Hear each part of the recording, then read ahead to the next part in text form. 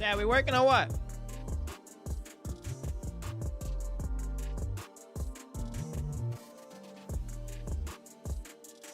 Let me know if we live or what, chat. Now the question is, how does a young bull get the chats going? How does a young bull get the chats on here, man? Did I lose my chat? Hold on, where'd my chat go? Tools. Docs. Gotta have my chat.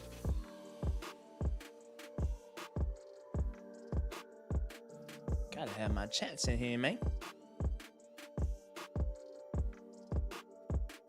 What we talking about? Shred Lords. Shred Lords and Shred Lord. This is what we talking about.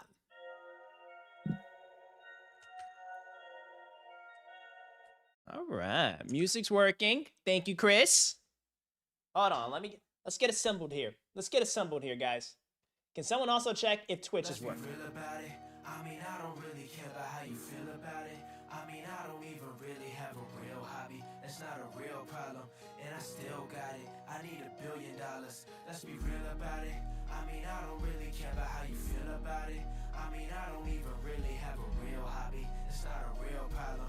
And I still got it. I need $1 billion. Yeah, I've been in the lab, so I'm not one you see around. Thinking about my goals, so I'm not fun to be around. Now I want the whole field. Ain't no bush to beat around. I take it to the sky, so I don't ever see the ground. I'll call by. You can say I'm in the hunt now. Living out my fantasy. They love it when I touch down. Flyer than a plane or a pelican. I'm up now. Money, true holiday. I'm playing for the Bucks now. I'm out in BK, Steve Nash. I don't see much, man. I only see cash. You can't be mad. You need to relax. And my favorite drug is hustle. I'm about to relapse. I'm getting all this money just from making these apps. Hope they take care of my hood when I'm paying each tax. I'm managing my waist, so they saying he's trash. But they look me up on Google. They be keeping these tabs. Let's be real about it. I mean, I don't really care about how you feel about it. I mean, I don't even really have a real hobby. That's not a real problem. And I still got it. I need $1 billion. Let's be real about it. I mean, I don't really care about how you feel about it. I mean, I don't even really have a real hobby. It's not a real problem. And I still got it. I need $1 billion. My bars are infinite. My cars got tits in it. I should get a Tesla. I'm so glad I'm part of my house and on stream. This place is literally a mess. What's up, Shred Lords? You should look up to him. He can make it hit. I said what's up to him. You can't Get this camera going. Yep. Camera one is on. Where my chat? All right, go to OB. Where my OBZ? Where my OBZ? Where my OBZ? Hey, chat, what? Whoa. Hold on. Chat, what's good with it? There we go. Chat, what's good? You hear me? You hear me? You see me? We talking? We live or what? What the business is, chat? Oh, we ain't got no lights on. Oh, there we go. Hey, there we go. Hold on. What about my bit rate? Hey, chat, what about my bit rate? What about my bit rate? Somebody check on my bit rate, man. My bit rate going crazy right now. Hey, chat. Chris, tell me if we're right or wrong. But I think we successfully set up the multi-stream. Right? Christopher, can you do a little diligence for us, huh? How my bit rate looking over there on Twitch? Hey, yes, sir. Hey, guys. Today I successfully submitted my application to Best Buy Geek Squad. We got so much tech done today. It is a miracle. It is a miracle. YouTube chat, how we doing? YouTube chat, tell me how y'all day going. W's in the chat, YouTube. W day or what? YouTube, give me a little dubs. Give me some dubs. And yeah, Twitch comments have like 0 lag, and we are in there like freaking swimwear, Chris. Let's freaking rock, y'all. Let's freaking rock. Twitch is working. Hey, Edwin in the mix. What's up, Top Shred Lord? How you doing, man? How the heck you doing? How in the world is the word? Oh, we got A Boogie in here early today, chat. We got A Boogie early today. Hey, that boy must be hustling. That boy Boogie must want to hang out with the top dogs tonight. Hey, let's check our stocks. Let's check our stocks down below. Micron crushed it. S&P up just a little tad bit. Nvidia doing all types of movements. What about Light? What about Lumentum? We're probably down today. Yeah, we're down today. We had a crazy day yesterday in Lumentum, chat. Crazy day yesterday in Lumentum. And y'all, and as y'all can see, we ain't got that much of a delay. We ain't got that much of a lag today. I figured it all out. Life just comes down to figuring stuff out. Hey, I solo dolo this. I got it out the mud today, chat. W's. Hey, happy Tycoon freaking Tuesdays. You know what I'm saying? Do-rag or no do-rag? Should we do do-rag? I felt like being do-rag Kenny today. Nah, not do-rag Kenny. Nah, we do no do-rag. Just in case of... Check. Oh, SATS. It's on here, ain't it? There it is right there. Boy, look with your eyes and not your mouth. SATS up 4.5%. SATS 4.5%. You see it on the ticker? What happened though? Is earnings or something? What they got going on in this thing? What they got going on in this thing? All right, so I gotta find a way to actually read chat on here. Let me see. So I can see chat on OBS, but maybe, you know what? I'm just gonna read it like this. I'm gonna read it like this. All right, we're gonna have that here. I'm gonna set up my whole little, let me get my docs. Chat, let me get my docs going. All right. I gotta get my docs. Hey, y'all wanna see something funny? Your boy Kenny Finance, I've been in the gutter all day with this. All freaking day. Look. Yeah, y'all wanna know what it takes? Look at this. I've been sitting here. Look at this. I've been sitting here doing freaking.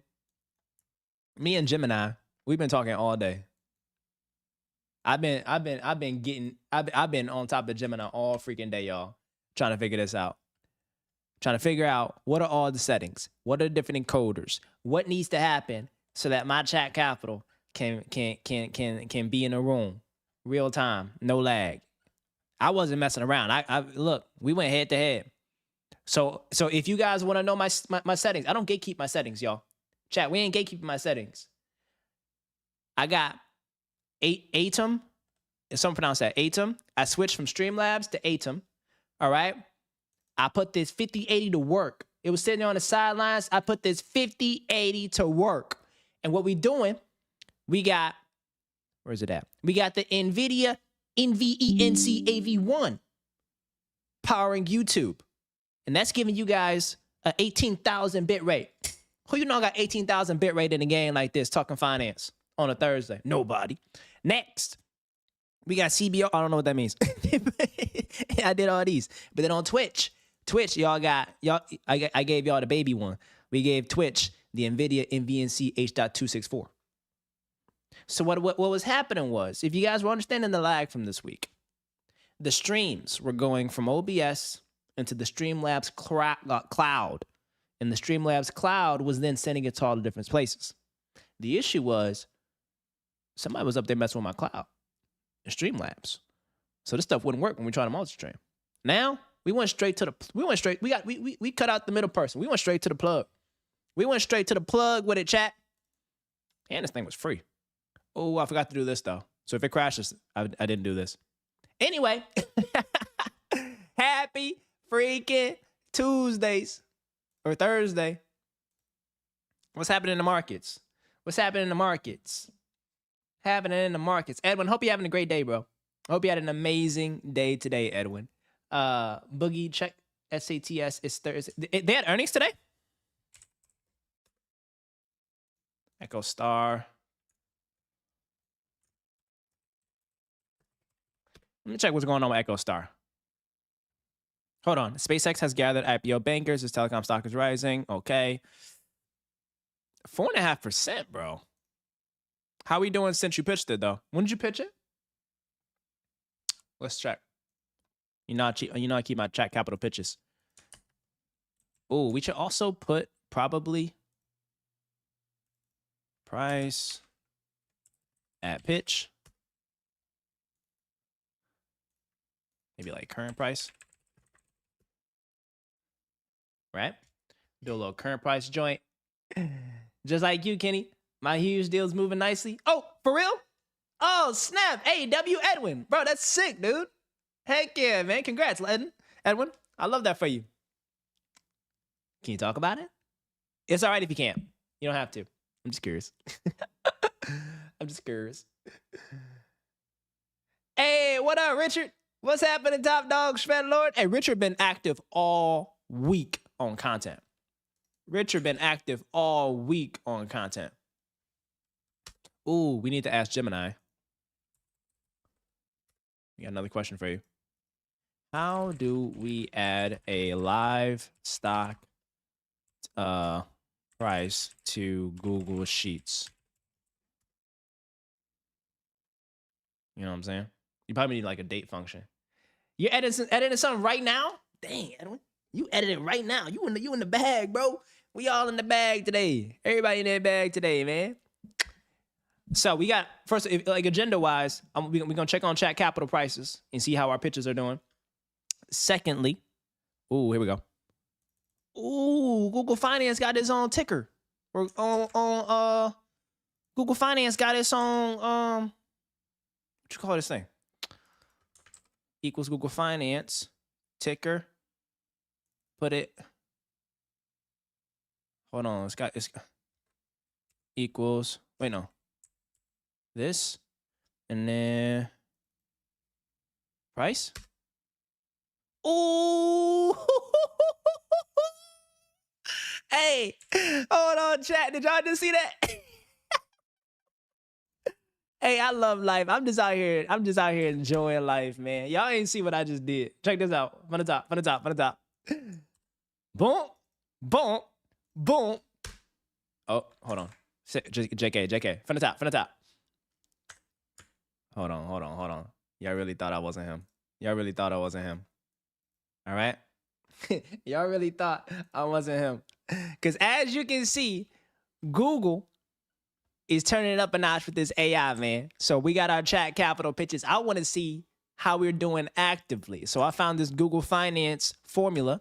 We're about to put this here, put the ticker in, and we want to know the current price. Because yesterday's price is not today's price. We dragged that down, Shred Lords. Oh, the OnDOS ticker must not be working. What's the OnDOS ticker?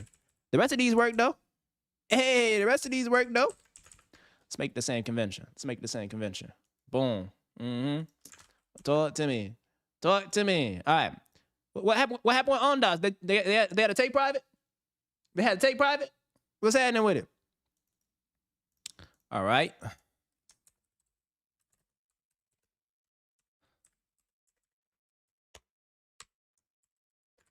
Yeah.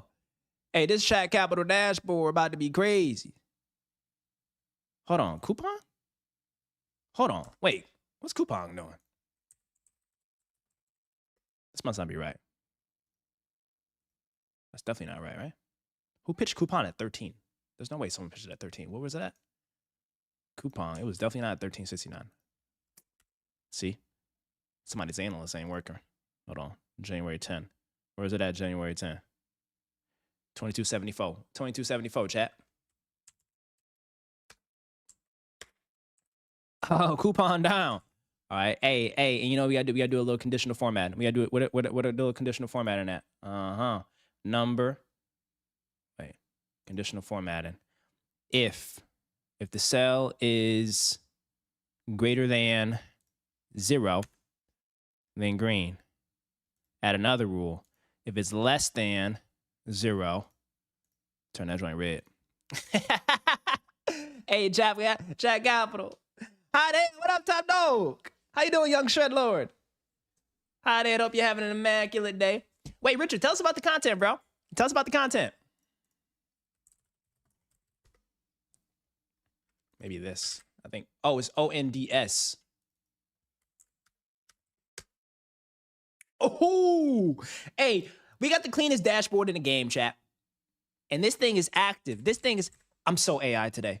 I'm so AI today. Oh, Lil Kim, what up, boy? How much time you got? You can join us for how long? The top dog. Yeah, school tomorrow? It's a snowstorm, ain't it? Where was you at, Cam? I called grandma earlier. You ain't got school tomorrow? All right, you can hang out with the top.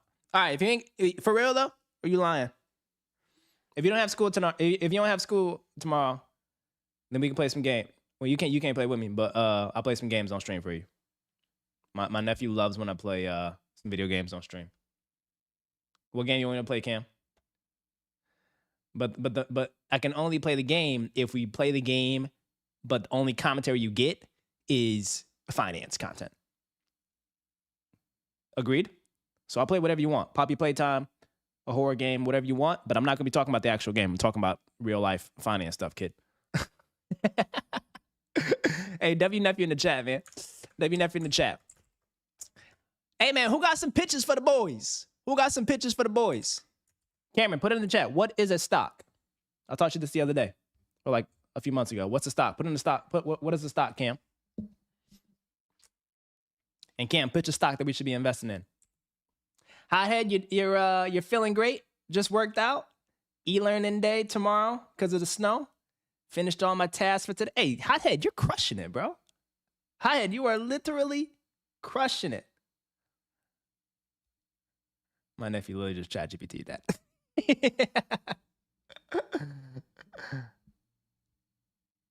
But it's still a good answer though. I like that. I like that. W nephew, man. We out here training them right. All right.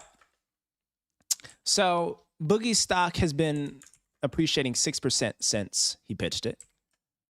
Ondas. I don't know who pitched Ondas, but that's Tenzin did. Thomas told us to buy Kupang. It's 13%. Someone told us about Caterpillar. Will told us about Caterpillar. W Caterpillar. And then actually Jackson's up with this. Jackson's distress play is actually up, y'all. Jackson's distress play is actually up. Okay? And as you all know, whenever we see pitches, it's the formal pitch process for Chat Capital. We don't mess around here. We are institutional grade investors.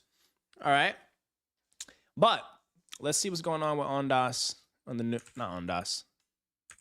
Let's check out the news. All right, so this is actually interesting. So there's new competition here, books. Shares of EchoStar and AST Space Mobile are moving lower in afternoon trading after Blue Origin announced TerraWave, a satellite communications network designed to deliver symmetrical data speeds up to 6, I don't know what TBPS, terabytes per second, anywhere on Earth. Okay, hold on. Is Blue Origin Amazon's thing? Guys, what is Blue Origin? I'm just so proud of my frames. I got 0 drop frames right now. We're multi-streaming. God bless the GPUs. All right. What is Blue Origin? Like I know it's Amazon's joint, but I wonder like what they actually do. Oh, they're space. This is a great thumbnail. Oh, I forgot to tell y'all. Y'all will be so proud of me. You guys would be so proud of me. I made my own thumbnail today. I learned how to do Photoshop today, guys. Literally from scratch. I've never done Photoshop a day in my entire life. Isn't that crazy? That's actually wild. I learned W Photoshop. Hey, Jackson Geyser, how you doing, champ? Thank you for subscribing to the fam. I appreciate you. I appreciate you. Video about to do 10 mil. Low key, guys. It comes out tomorrow. Hold on, let me actually check the editor. Let me see. Is it ready? Wait, guys. Let me put you on game. Like today's been such an administrative day. So what we did was we have like 2 teams of editors. We have like our I want to call them, there are, how do you call them? We got a Navy SEALs editors, right? Our Navy SEALs editors, those are the ones that create our really, really, really high production ones. Those are coming out next quarter, right? Those are like big videos. Then we have our quick hit, talented live stream editors, as well as like quick bite-sized things that are more just like educational. You just give you guys the content, right? I realized all this stuff I wanted to level up. Like like yesterday's price, not today's price. Yeah, last year's content can't be this year's content. I want it all to level up. So what we did was we found this new guy that can do like the quick hit edits, to give the Navy SEALs team more time to produce like the other cool stuff. Because if you guys remember, they were pumping out a video a week that were like really high production.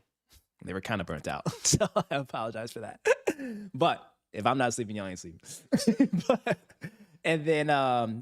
But with this new guy that does like the quick hit stuff, we're templatizing certain things. But then also I'm having him just focus on the edits.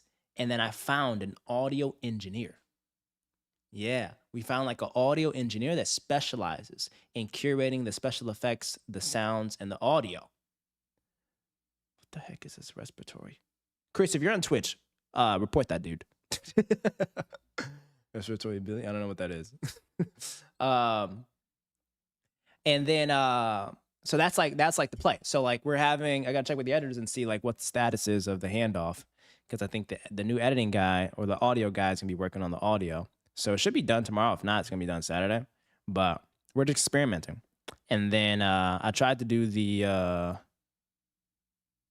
okay, no, he's still working on it then. All right. So, and I tried to do the thumbnail completely messed up. You guys want to see it? You guys want to see the thumbnail? I'm only going to show it to you if you're going to click it tomorrow. Are you going to click it or Saturday? One of those. Let me know in the comments. You want to see it? All right. Okay. All right. Okay. You guys want to see it? All right, fine. We'll show it. I'll show it. So, let me pull up Photoshop. Like, this is a season of learning. This is a season of side quest and learning. All right? And the video topic, chat. The video topic the title would be, thanks, Chris. I found the weirdest businesses you can buy. W topic, right? Like the topic is, I found the weirdest businesses you can buy. And like the businesses are like very funky, weird businesses that are like I didn't include this one, but I was gonna include it, like a worm farm that's like crazy cash flowing, things like that. These are weird businesses, but they make hella bread. And I was like, how do I come up with a good thumbnail for that? So here's the concept. Okay, I'm gonna reveal it and be nice, guys. This is my very first time ever doing this. So I know it's not perfect, and I know I have a lot of things to work on. And I don't even know how to zoom in on that's how basic I am. I don't even know how to zoom on. How do you zoom on? How do I zoom? Oh, is it Control Plus? How do I zoom with a scroll though? Oops. Okay. All right, guys. Be nice. Ta-da! I made this myself. I made this completely from scratch, guys. I downloaded Photoshop and I was like, I was, what do you guys think?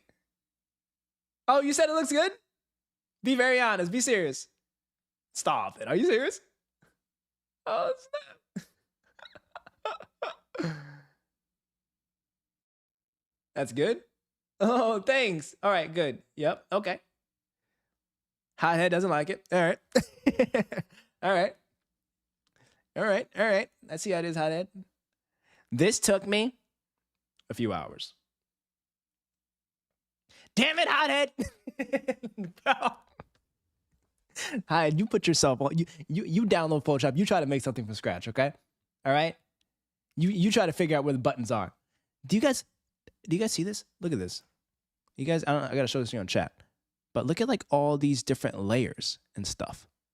Like all these different layers to just like edit stuff, to like add filters, to add effects. This isn't just pictures. AI didn't make this. This is like real deal Holyfield type things, guys. All right? But I'm very proud of this. I'm very proud of this. I feel like you did a tutorial. No, bro. I mean, yeah, I did watch a tutorial, but it's just like, boom. We can move this alpaca if we want. Put him here. Put alpaca on my face. All right, let me X out of here before I mess something up. All right, you guys better bang that video tomorrow. Anyways, let's figure out what Blue Origin is. I had to give me feedback though. How can I improve it? You made thumbnails before, like 3 years ago. It's a pain in the butt. Heck yeah, it is. But it's fun though. It's really creative. Oh, Chris, thank you so much. You said it looks good. Thank you so much, Chris. I really appreciate that. I really appreciate that, Chris. All right, guys. So Blue Origin, they just launched their, what the heck is this? They're launching this Terra Wave. So we got to figure out about this Terra Wave. Because if we're being very honest, I think like it could actually impact the growth potential of Sats, Boogie's company, Echo Star, if Terra Wave comes in the mix. You know what I'm saying? Because this is a really big deal. But I'm surprised though. It's like this is a huge competitor entering the market with a lot of cash. Like Amazon has unlimited budget pretty much, right? You can think of it that way. Amazon literally has unlimited budget. So we got to figure out though, is like if this is like a, let me see. Let's go to Gemini. Summarize this page and announcement of the new Terra Wave from Blue Origin. What else I wanted to say? How does this compete with how does this compete with Echo Star? And why is Echo Star up 4.5% today if Terra Wave entered the game?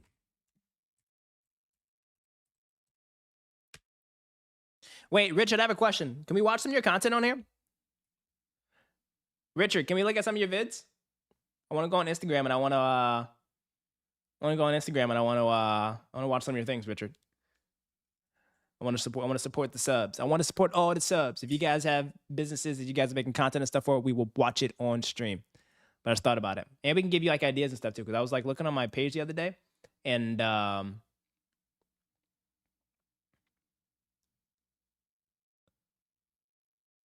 me see. Not to throw you off topic, but black gold. The soil, the worms, produce is big business in the farming community. Good luck with your efforts. Black gold? What's black gold? Wait, is that a business? Is that a stock? Can we buy that? I'm interested. Hey, Chris said, Richard, your Insta looks so good. Hey, W. Richard. Oh, the soil. Is there a play that we can make here for that soil? I would love to see if there's a play for that soil. Okay, real quick. Let's just get rid of Terra Wave and then we're gonna look into black gold because I think there is some alpha in black gold, y'all. All right, so the Terra Wave announcement. They said it is a high-performance space-based network designed for 6 terabytes per second global connectivity. Isn't that kind of cool? Let's just take a moment to realize that like we live in a world where we can literally just like potentially go all around the world and be connected to the internet. Well, I don't know if that's a good thing or a bad thing, but I just find it like pretty darn cool. And then announced Terra Wave is a multi-orbit satellite constellation intended to serve enterprise-grade customers.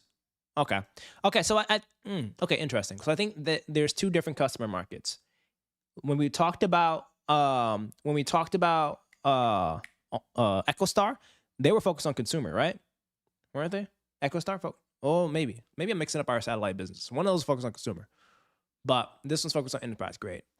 Constellation size, they have 5,400 satellites. Wow. Capable of delivering symmetrical speeds of up to 144 gigabytes per second to individual users via QV band links and a total system throughput of 6 terabytes per second. Uses a hybrid of radio frequency and optical laser links to ensure a high security and massive bandwidth. Deployment is scheduled in 4th quarter 2027. Dang. All right, that's so far from now. It's like December next year. Dang. Oh, there's an algae farm? That's profitable? Wait, actually? Oh, snap. Wait, Edwin, give me some deets on this algae. Is it algae or algae? Algae farm? How do you pronounce algae? Let's see what they say. Algae farm. Edwin, I dare you to call the owners and ask them if they're willing to sell. I dare you. I dare you to call the owners and be like, hey, are you guys willing to sell? Oh, yeah. Look up the name. Look at the name. We'll look it up on stream.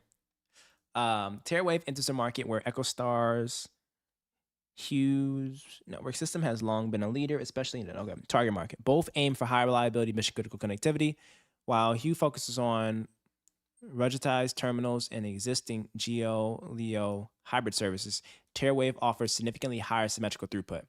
Upload speeds equal to download speeds, which is a major pain point for data centers. Ooh, I didn't know that. So this is a really good compelling point. So like their system throughput is designed to solve like data center pain points. Interesting. Direct to device. Unlike EchoStar, which is pivoting towards 5G and direct to cell services through its spectrum holdings, TerraWave appears to focus on fixed and transportable infrastructure rather than individual consumer smartphones. Okay. Despite the new competition, EchoStar is rising to its role as a proxy for the space sector and its massive spectrum deal with SpaceX. SpaceX IPO buzz. Reports indicate that SpaceX has gathered bankers for potential IPO. Because EchoStar owns a significant equity stake in SpaceX, worth $9 billion, as part of the recent spectrum sale, investors are buying EchoStar to gain exposure to SpaceX offering. Asset liquidation. Recently agreed to sell $17 to $40 billion of spectrum to AT&T and SpaceX. Okay. All right, they're crushing it. Okay. Recently announced. Ooh. All right. This could be a play, y'all. This could be a play. Boogie. Why did you not come correct when you pitched this, bro? Like, this is actually a good name. Like, why did you not? Bro, you got to work on your communication skills, Boogie. This seems like a bagger. How you had 75% of folks passing? Come on, twin. Come on, twin. All right. I propose that we revisit Echo. All right, I'm going to text Boogie to do a little bit of homework and come correct. Maybe next week. Because I think that this could low-key be a fascinating play. Right? Good connectivity in the space race. The business is profitable.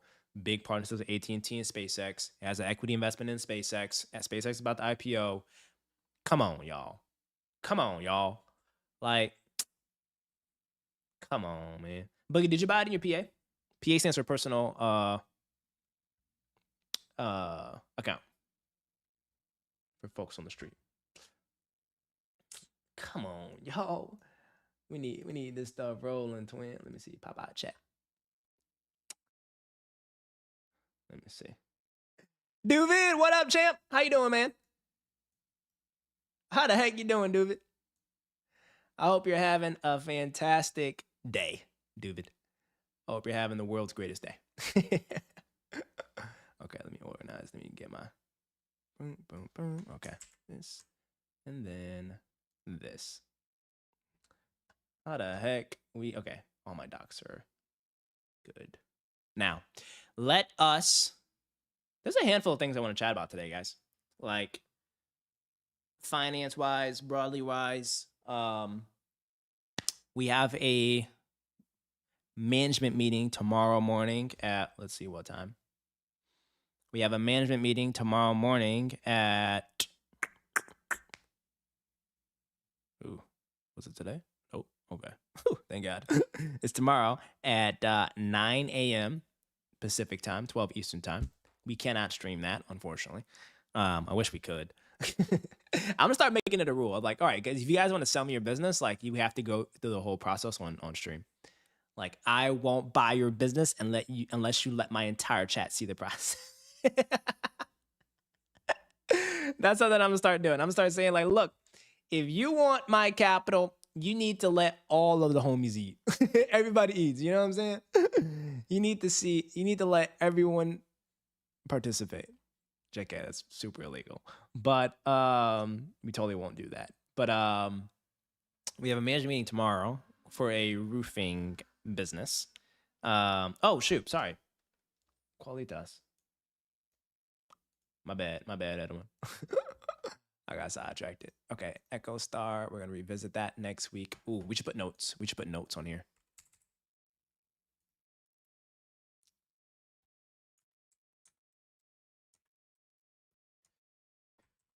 Repitch.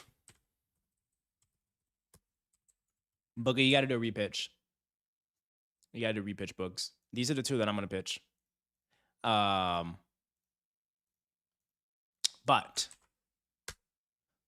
Qualitas Health is a Houston-based company focused on sustainable algae-based omega-3 nutrition. The other is in Asia. Oh, okay. Qualitas. Which one is it? Do we know which one it is? Houston. Let's see. Do they have a website? Why does LinkedIn pop up as the first thing?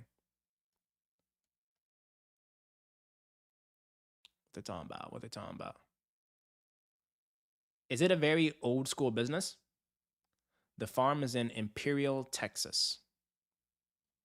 Oh, here we go. Here's our website.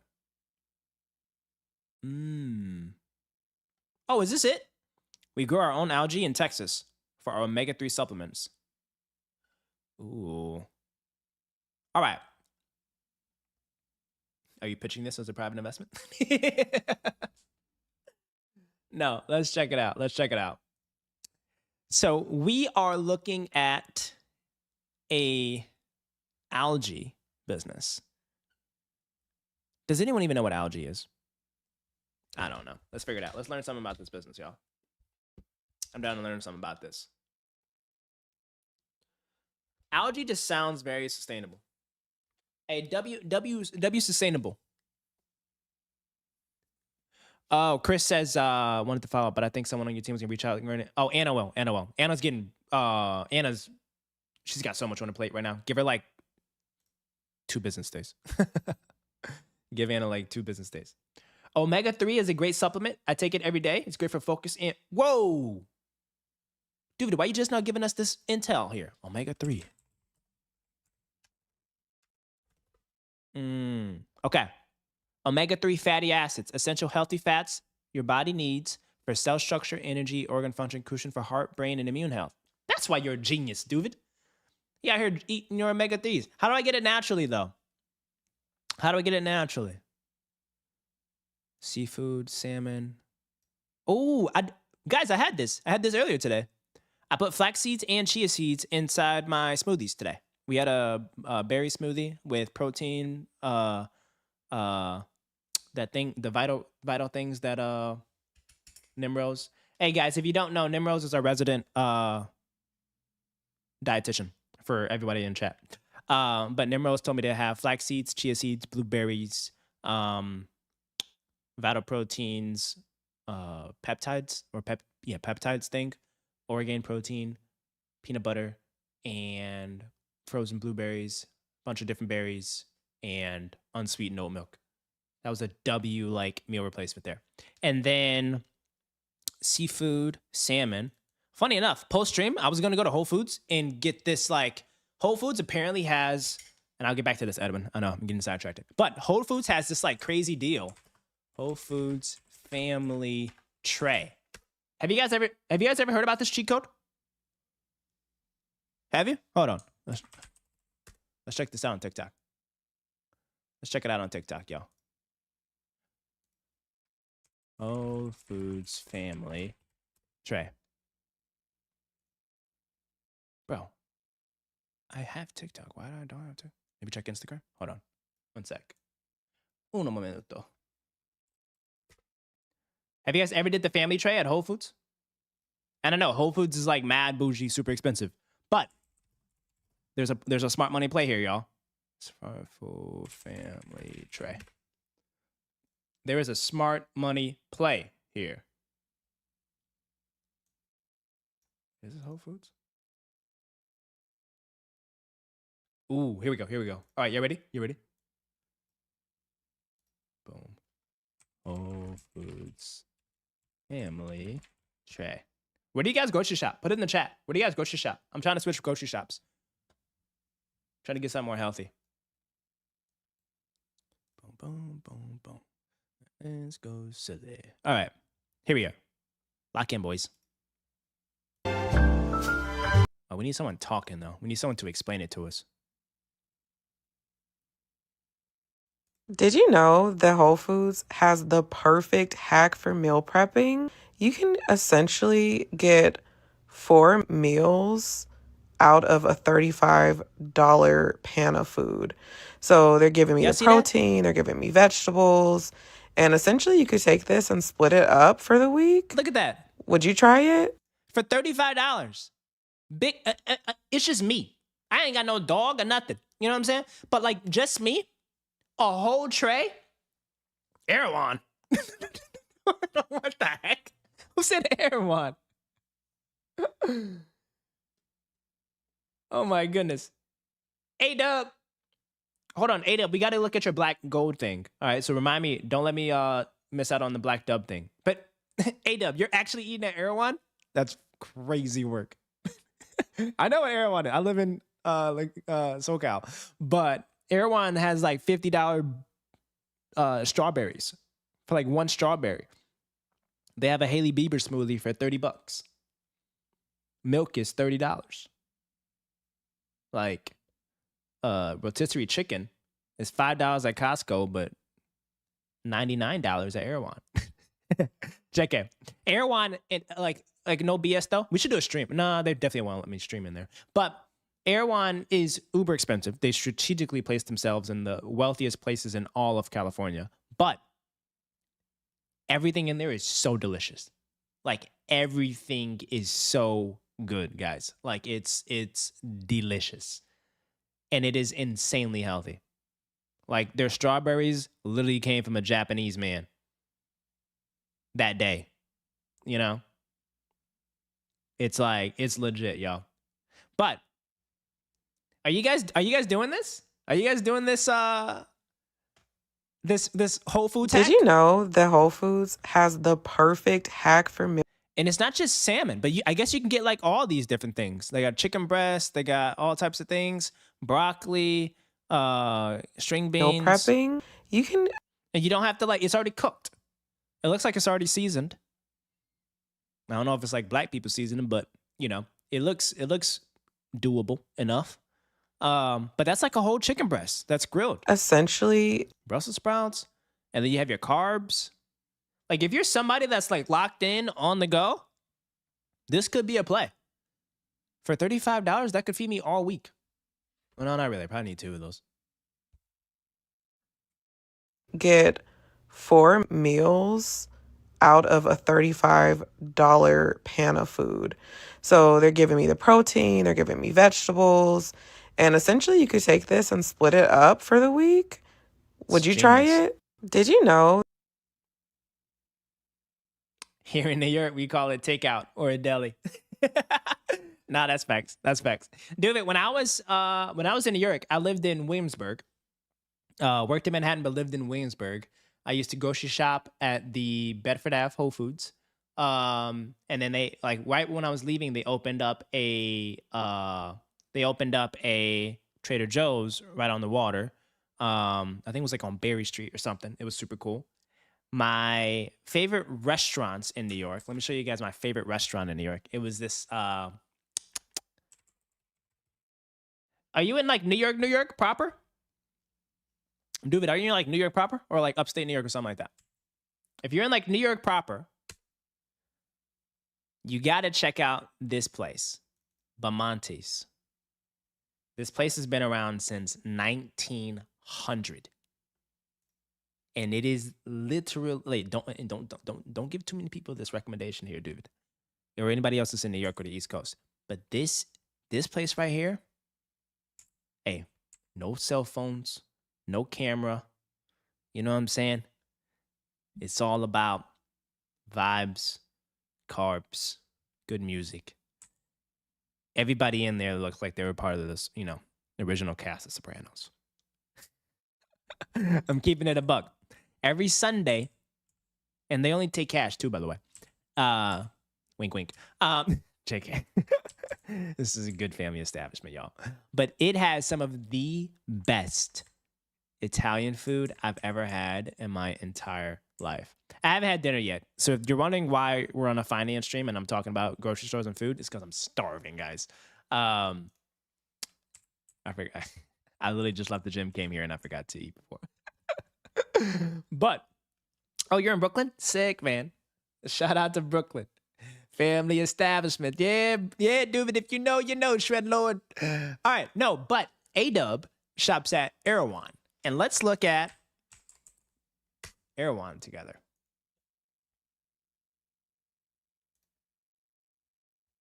Oh, wait, you can like shop online or something like that? Let me show you guys pictures of Erewhon. Like, it looks so put together. Like, walking into Erewhon is literally an aesthetic architectural digest experience. Everything just seems like you don't even want to shop. You don't want to touch nothing because you feel like you're gonna disrupt the zen of the groceries. But it's like super, super nice. It's super nice in there. Very organized, y'all. But check this out. Prices are crazy. What is this? Freeze-dried sweet potato slices. That's like a bag of like potato slices. Like freeze-dried trips, right? It is literally $28. $28. Olive oil. Erewhon olive oil. $43. What else they got? Eggs. Eggs are eggs. Harry's Berries. I want you guys to look at this. Harry's Berries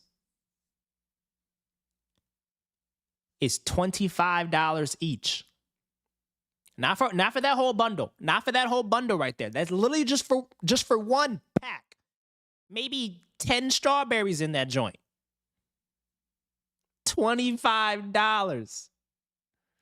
Taxing is an understatement. They're going crazy in there. But there's like one special strawberry. This right here. There's like this special strawberry.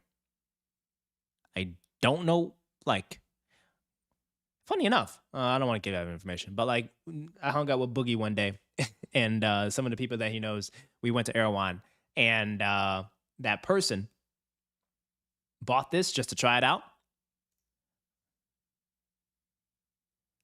Oh yeah. Wait, did I FaceTime you, Cam, when I was looking at this?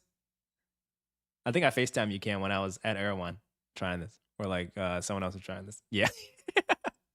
Not my nephew out here selling me out, showing me that I'm literally just a hypocrite.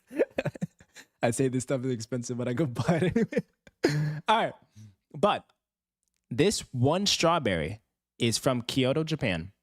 They sell it at Erewhon for $20 just for one of these. That is insane. Now, granted, I tried it. And is it worth it? Yes. Once in your life. But would you spend $20 for a strawberry? How small is it? It's actually not that small. It's actually huge. It's like the size of like a baseball. So you get your money's worth if you work at a hedge fund. Anyway, Alex Sable, how the heck you doing, Shredlord? How the heck you doing, Alex Sable? Are you hip to Meadow Lane in NYC? Ooh, wait, that sounds mad familiar. Meadow Lane. Is it Italian?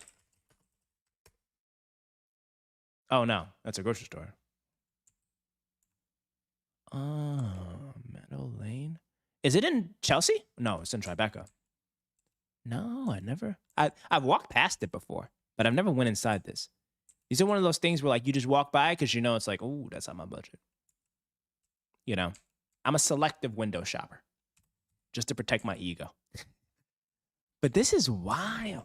Okay, this is crazy.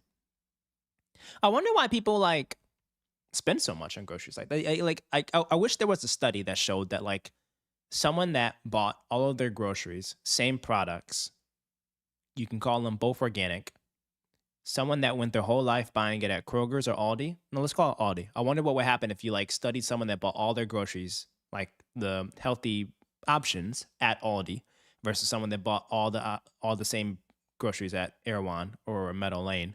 I wonder like what the actual impact is on like their health, their body, and longevity.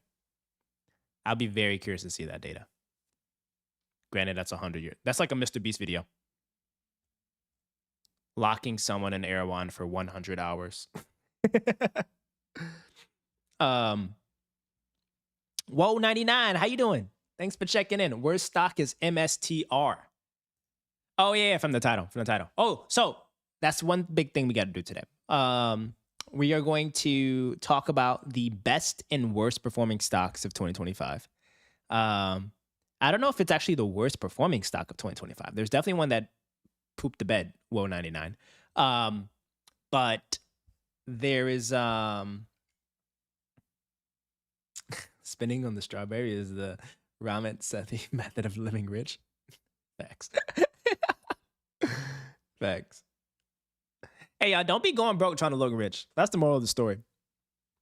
All of my videos summarize one simple thing. Spend less than you earn, buy index funds, and don't go broke trying to look rich. That reminds me. Let's look at MSTR stock. Do you guys know what MSTR is? Ooh, it might actually be one of the worst performing ones in 2025. Dang. This is a good call, Will 99. You should do a trick cooking video. Maybe on like a personal channel. I don't think people will want to. Well, maybe. I don't know. Would you guys watch me cook? I don't know. I don't know how to cook. I do have a really cool creator friend. Here, let's pull her up. Her name is, what's her name? I'll give you guys a funny story of her. But this is a, I don't know if she watches my streams. She watches my TikToks. So if I make this a clip, she'll see it. Food and Fellowship. Food and Fellowship. Here she is. All right. So what's funny is she is, hey, hold on. And wait, guys, she's also single, by the way. So if there's any single gents in here, if you want the plug, let me know. But this is my friend, Stacia. And she is, let me tell you the backstory of her. All right? This is one of my closest friends. She actually worked with me at KKR.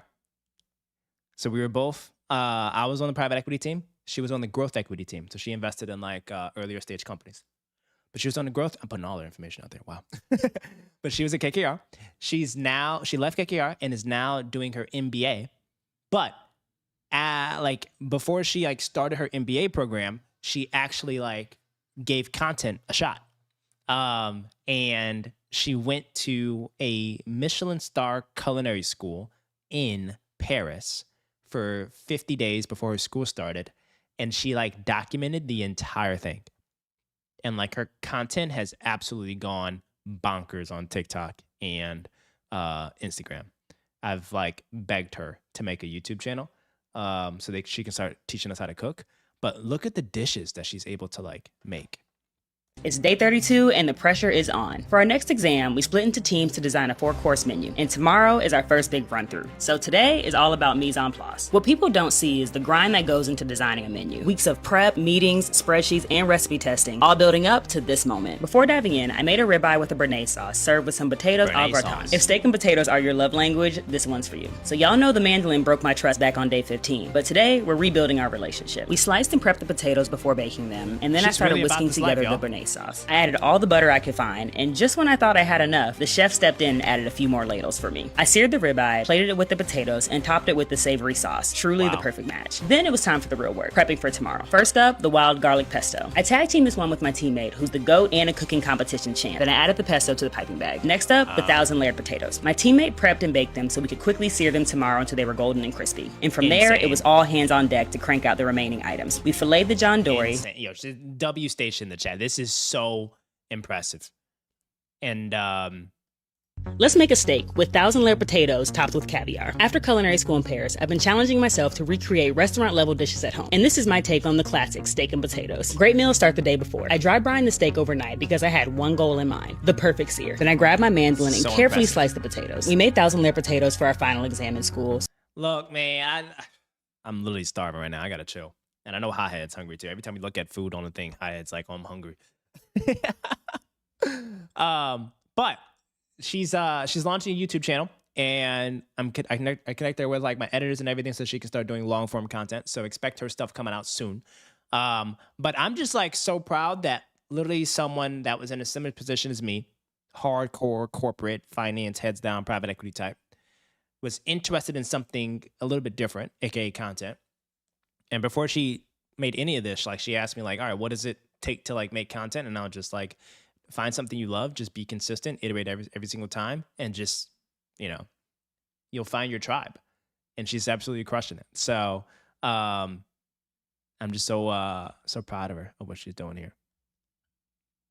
She's looking for a husband, 2 boys. So if anybody out here is I'll be material, I'll give you guys the plug. I'll give you guys the plug. She's about to be a super rich, well, she was already rich. But she's about to be an even rich content creator. We're about to have her launch products like, I'm like her business manager now, but we're going to have her launch products like freaking digital cookbooks, aprons, all kinds of things. You know what I'm saying?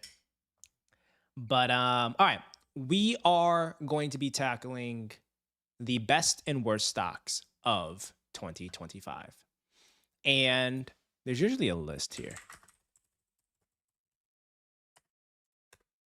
Right? There's usually a list here. And it's always fun to review these, So this list might be controversial. Some might have, oh, wow. Whoa, you're actually right on this. Yes, you did say MSTR. But before we dive into this list, does anybody have other ideas of stocks that you think were just like absolutely brutal, terrible names to look at? Let me know in the chat down below. Any other really, really, really bad stocks, guys? Like, there's like some penny stocks out there. Oh, gosh. Hold on. Edwin. Let me get back to this. That's what happens when I spend all day in Photoshop. I start to lose track of things I actually got to do, which is talking about the algae business. But, okay. So, right off the bat, thinking about this algae business, you got to think about the unit economics of an algae business, right? They're essentially procuring their own supply chain. What does that mean? This is a consumer business that's selling omega-3 minis.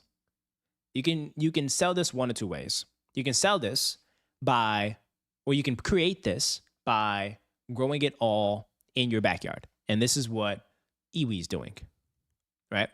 Or you can just buy it from a different supplier, internationally, whatever.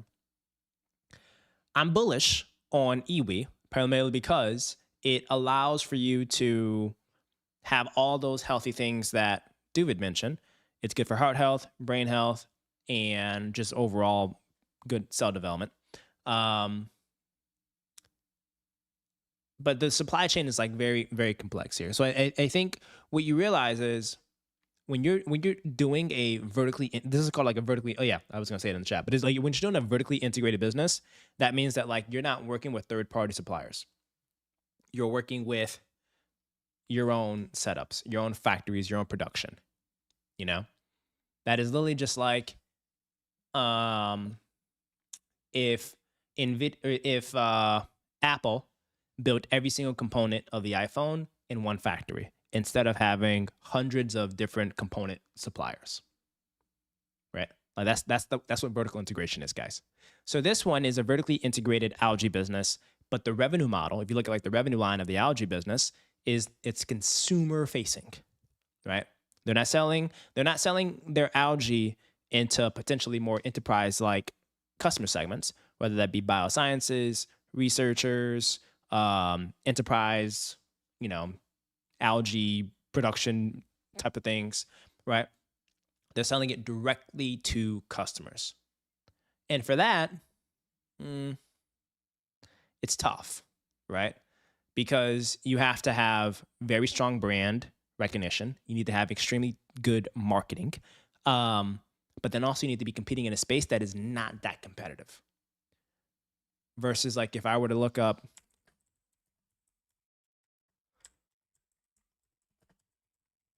how many algae supplement businesses are there?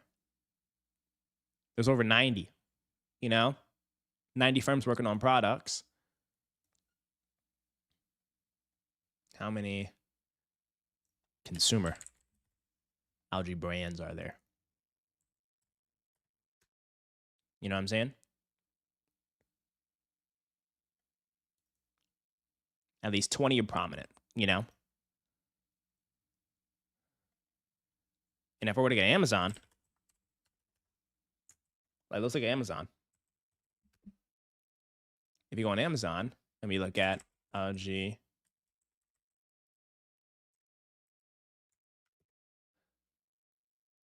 there's like a lot here, a lot of omega-3 different solutions, right?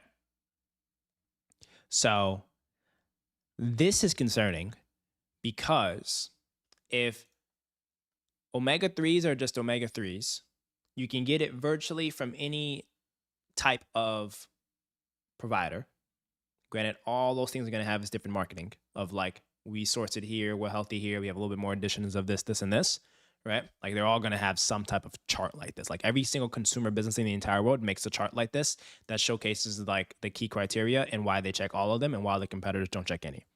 Don't be fooled by this. Every single consumer business in the entire world makes something like this. But my gut reaction, Edwin, when it comes to like this particular business is that they are operating in an extremely competitive market like omega-3 ecosystem, omega-3 supplements. And their competition are other brands, healthy foods, like whole foods. Like if everyone decided to stop taking supplements and just eat salmon, like it wipes out the market for this. But they're also competing with supplement products that integrate omega-3s inside the package. Like, how you have like the Orgain mix that has like all the 50 different superfoods additional? I'm sure they got some omega-3 component in there, right? And in my head, I don't need to be buying 15 different supplements. I can just like eat the Orgain one with the 50 plus superfoods. But that's my beef with the consumer model for things like this, is that it is sensitive to the competitive environment and they compete with other products, whole foods, and other larger products that integrate the solution already in there. The other part of the beef, so that's the first beef, is that consumer supplement products is really hard to compete over the sustained long term. Consumer behaviors can change, competition can go crazy. The second is the fixed cost basis of a vertically integrated business model. What do I mean by that? What I mean by that is that this algae business owns land and real estate or leases it. This ain't cheap in Texas, right? They have all these different equipment. They have processing facilities. They have human labor that goes out there and likely cleans up some things that get into the algae pools or whatever. I don't know what to call these things, right? They have like different types of add-ons into the products that are clean to keep it like super non-GMO vegan. Like whenever you see sustainable, vegan, non-GMO, science-based heavy metal testing, all that means is they're doing it the right way, which is super costly. Right? Like it's kind of counterintuitive, but like as a business owner, right? Like, or as a business investor, you need to, like, when you see all of these labels, sustainable, vegan, non-GMO, that means that the company is doing it the right way, but it's extremely expensive to do it the right way.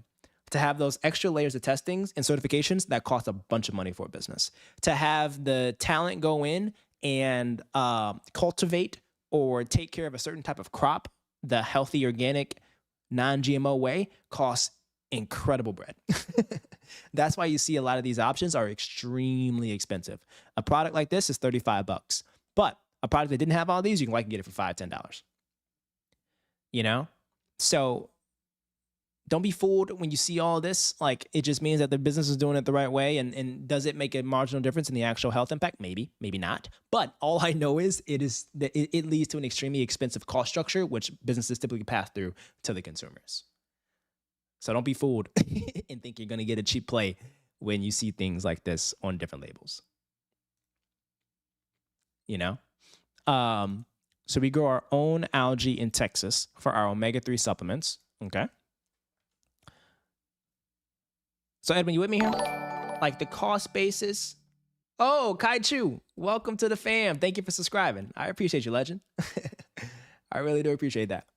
The other thing also is that, like, if the world were to like completely like shut down, like a COVID or something, these sales done for, right? But this thing still needs to run. Unless you fire every single person there and you sell all the pieces of equipment. Like, they're stuck with this cost basis. And with that, it's like, when was this founded? Like,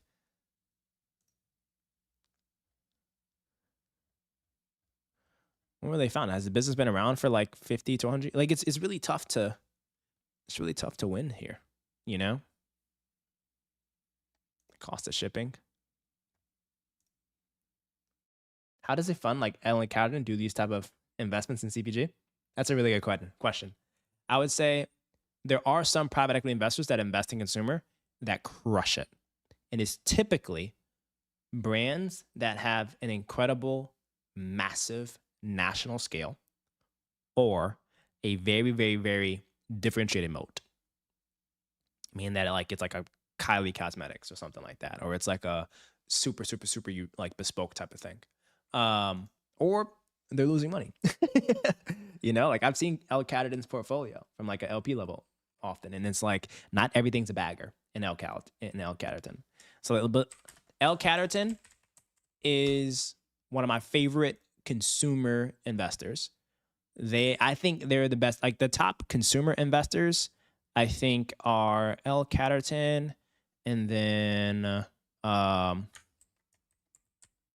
Roadrunner Ventures? Is it Roadrunner Ventures? Or no, not Roadrunner Ventures. Forerunner Ventures?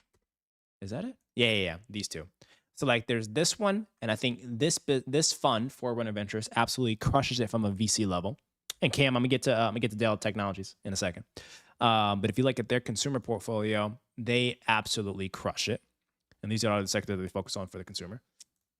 L Catterton does primarily majority growth investments, kind of like buyout, but into really big ones. And like their portfolio, like some of the baggers and the winners, like this right here. What is this? This right here, y'all?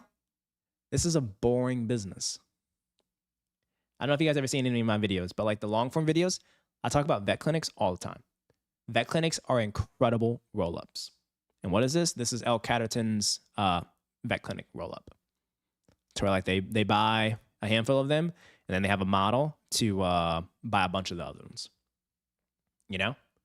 Multi-site owner, operator, aka that's a roll-up. Right? So that's probably one of the biggest baggers in their portfolio. They buy like some beauty ones. These are like hair extensions and hair clips. That's a genius business model. Boogie, you ever looked at L Catterton, by the way? I always thought Boogie would be like an incredible consumer investor. Boogie would crush it at this. Boogie needs to have his own fund. Right? All right, Master Trades Group. Here we go. See, L Catterton focuses on the same things I focus on. Boring niche businesses. This is their HVAC platform. Right? Like these things just print crazy cash and yield. And sometimes when you have those baggers, it allows for you to, then Tally Health, this is their digital consumer health business. Oh, but Tally Health also is a supplement business, y'all. It's also a supplement company. Like people take these supplements to try to live longer and like be healthier and like have longevity. But this is the type of company where it's like a type of thing, right? It's like a supplement business, but their marketing spend behind it is incredible. And what you can realize is if you have a business that you have a majority growth equity investment in that has extremely strong, like, look, that business that we looked at, the Iwi, it's attractive if it has incredibly efficient return on ad spend, ROAS. That's ROAS, right? If they have strong marketing efficiency and return on ad spend, that shows that like they have some type of marketing engine and brand equity that just freaking works. You just pump more dollars and the sales are going to just like come. And then you got to focus on having like right sizing and having an efficient, cheaper cost structure, The issue sometimes is that like for consumer growth equity oriented brands, Alex and Edwin, a lot of these businesses, it's like a race to scale, like a race to brand equity. So you need to like, in order to get to brand equity and like top market positioning in your niche, whether it's algae supplements or longevity supplements, you have to just spend like crazy marketing wise. And as a private equity investor, I'm willing to do that if I can see the data that this business has a really, really, really strong return on marketing or return on ad spend. So this type of business, Tally, I think they have like incredible return on ad spend type of spend. Like let's do a really good example. Let's look up what is the name of their product? What is the name of their supplement? Let's look up top longevity supplements. Right? If you look at the top longevity supplement brands, let's see who wins. Oh, wait, this one actually doesn't pop up. Al Cadditon might be chalk with this one, boys. Right? But like Thorn, I know they're PE backed. All these different ones, but like usually the ROAS works if you can pop up in like the top list. NAD. But these are like also like real doctor stuff. Oh, these aren't brands. What are the brands? Longevity supplement companies?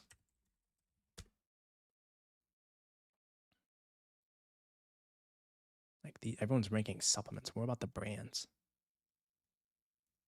Anyway, can you see CPG margins improving with Gen AI advertising and target advertising? I think so. But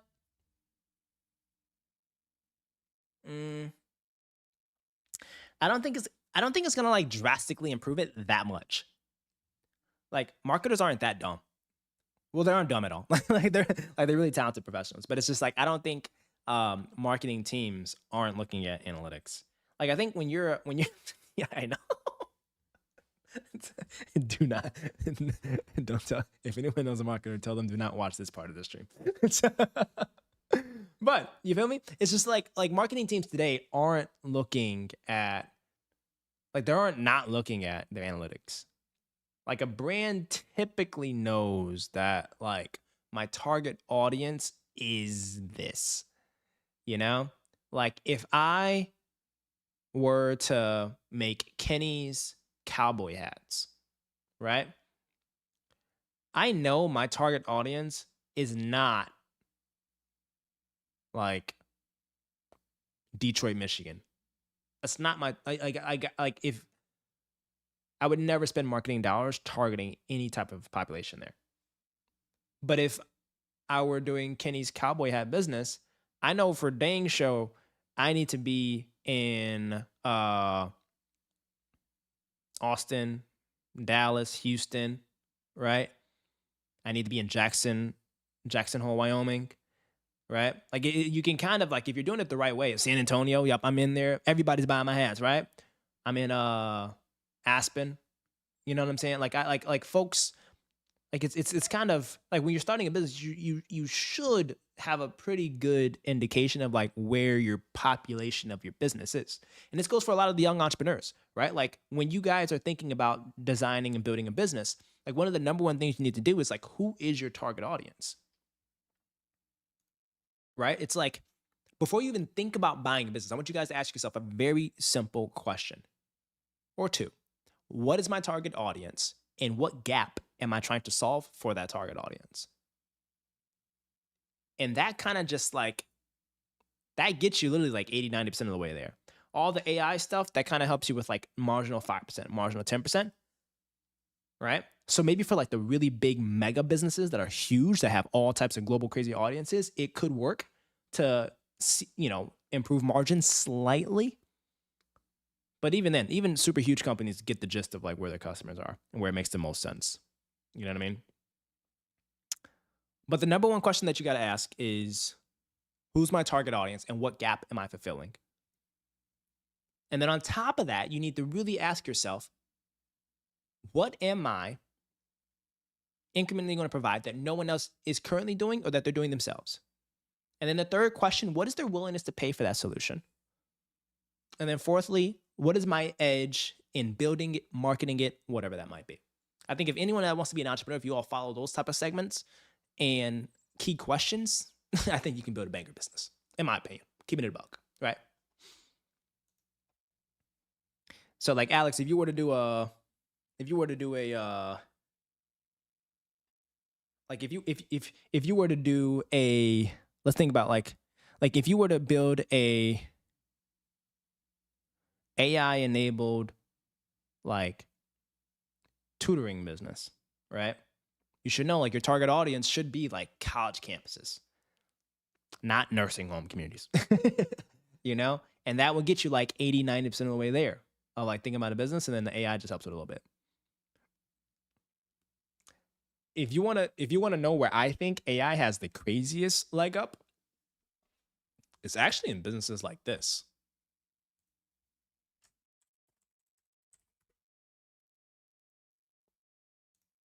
Like this.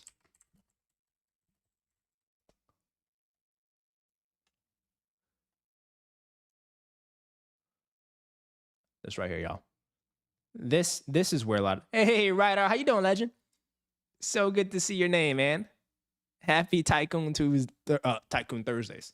Damn, I really think it's Tuesday, y'all. I'm slacking. This is where there's an incredible leg up in AI, right? The C.H. Robinsons of the world, the UPS, the XPOs, the JB Hunts. If anyone is unfamiliar with this, like these are the logistics companies. This is actually where the AI money and the AI scoreboard exist. If AI can work in here, AI will continue to rip and boom. Flat out. Why? These are big pocketed, deep logistics companies that have massive amounts of routes, teams, trucks, logistics, all kinds of things, an incredible set of data. And AI is incredible at optimizing logistics. Like AI's ability to do data-driven logistics optimization is incredible. And logistics optimization for these kind of businesses like C.H. Robinson, UPS, XPO Logistics, that is real margin improvement. Instead of spending $100,000 on all your trucks going from California to freaking North Dakota, then to Florida, AI says just go from California to Texas to Florida, and it'll save you $50,000 in fuel, in talent, in trucks, little things like that. Like that is a real value creation play. Fight me on it. Fight me on it. All right. Do you guys agree? Let me know. Like let me know. Do you guys agree? Edwin, you're a logistics guy. You're a trucking guy. Like, let me know.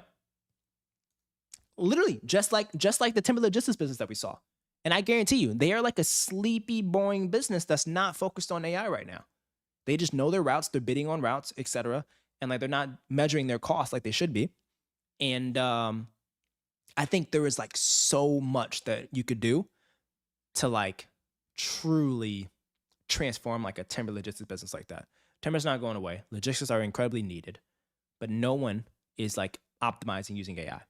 So if anything, a really good roll-up play, Edwin, is to roll up timber logistics businesses and add a AI-enabled logistics scheduling software. Easy. What are we saying, boys and girls? This is what we do. Smash that like button, all right? Because you guys are firing me up now. You know what I'm saying? We talking that talk, man.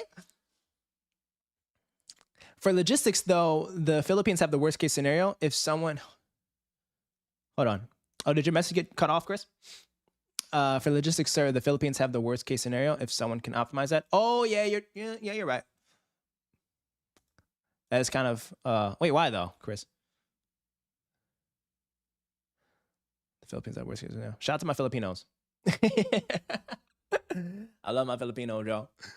You know? Oh, funny enough, I got the invite. Hey, I got the invite to the Filipino side of the family's family reunion this year. You know what I'm saying? Hey, your boy got the invite this year to the Filipino family reunion. It's about to be in Chicago. They didn't forget about me. Cam, I'm bringing you with me so you can meet your Filipino side of the family. All right. But, all right, so what other logistics companies? Okay. So Chris says, for logistics, sir, the Philippines have the worst case scenario. Different islands and distance between them. Also, for countries like Indonesia and Malaysia, it's really hard too. That is facts. I agree. It is.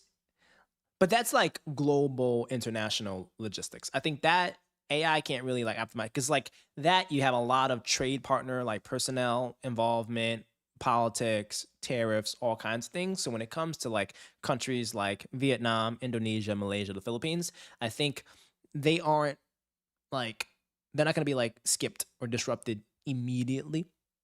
Because like they just naturally, regardless of like how inefficient it is to like go to them, I think they also just have like, you know, tax safe havens, logistics safe havens, tariff free environments, things like that. So I think they're gonna still play a role, Chris.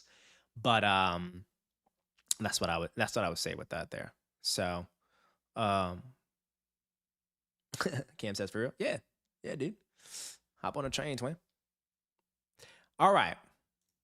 But this, like Edwin, this was a really interesting business here. Like this, now I know I want to get my omega-3s. Like I just got to get my omega-3s in. I ain't about to be playing around with that, you know. But if you see this business and they don't rank in the top 5, top 10, it's just like you better be competing. You got to go hard at these farmers markets then. Like if this is like a small local business, you need to go hard at these farmers markets. You need to be sponsoring school events. You need to be doing all kinds of things to dominate that local industry, right? Like you need to have your entire city obsessed that you have a vertically integrated, healthy, sustainable, vegan algae supplement product. Like you got to go hard locally because it's going to be really tough to compete nationally. Really tough, unless you're going to drop mad marketing dollars. And if you're going to do that, listen to what you got to do. You got to pay all this money for your fixed cost basis to be vertically integrated, but then you also got to spend all this bread to compete on marketing. Bro, that's burning after burning after burning after burning. That's tough, bro. Just buy an HVAC company. Buy a vet clinic. You know, let the demand come to you, bro. But you guys see like it's important to split up. Like a lot of these brands are cool and sexy and innovative and all that. But it's hard to win in a very competitive space in the consumer world. But as an investor, you always got to realize, take your emotion out of it. I don't give a crap what I buy. I don't care if I got to buy. I was about to say something. I got to realize my audience. I'm not trying to get banned. But like, I don't care if I have to freaking buy freaking poles that sell to schools to put their school flags on, right? If it makes cash, it makes cash. You know, I don't care if I got to buy HVAC clinics, you know, vet clinics or anything. Cash is cash. Like as an investor, you need to realize, remove yourself from the attachment to the business model and simply keep it the facts. Does the business, whatever it does it have a sustainable moat? AKA a competitive moat, meaning does it do something that other competitors can't truly do? Does it have a right to win? Does it have a strong return on equity? And does it print cash flow? Right? Like you got to look at it. You got to look at a business and just like stick, like keep it to its like real facts. Let me show you guys like a model. Let me remove the things on here. Let's do project Wi-Fi. Oops, not that. Let me see, not that one. That was kind of boring. Let me pull up. I don't think I have the. Just want to make sure I don't share the company name as I'm doing this. Project Darren.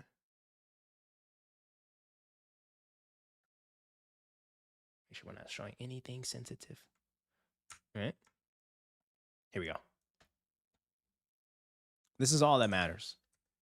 Not building the model, but just like understanding, like fundamentally from a business perspective, y'all. It's just like, does the business have the ability to generate strong freaking free cash flow?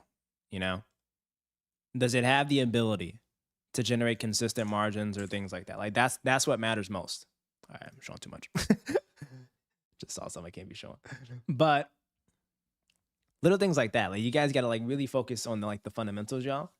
Do you think I could implement AI within my future coordinate services businesses, which would help people set up businesses overseas? So you have a business that helps people set up. Oh, wait, let's ask Gemini. That's a really good question. One of my subs has a business that does coordinate services. I don't know what coordinate services are. What is that? What is coordinate services?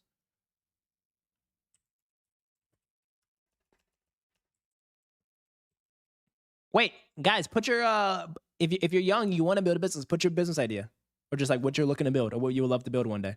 I'd love to see it. I'll give you like quick reactions to it. One of my subs has a business that does coordinate services. Let's not call it coordinate service. It may confuse it. That helps clients build businesses overseas. Give him 3 to 5 tactical 3 to 5 tactical AI value creation opportunities to grow his business, improve margins, etc. Similar to Vistra in Singapore. Are you from Singapore?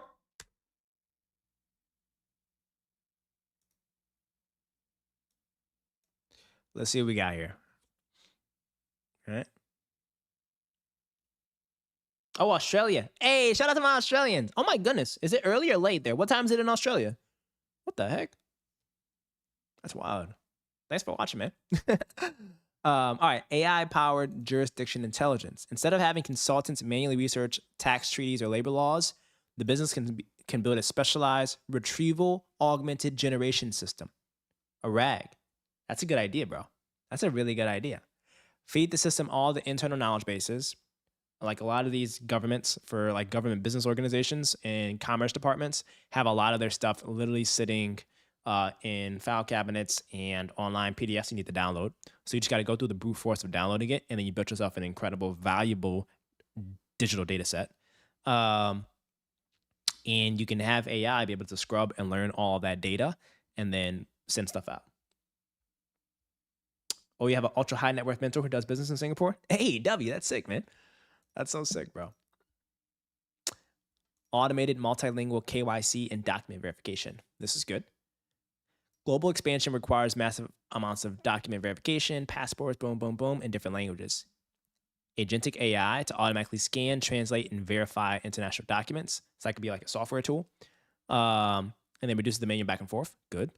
Predictive compliance and deadline monitoring. Failing to file an annual return or renew a doctor's license or director's license in a foreign country can be a disruptive and costly reputational risk.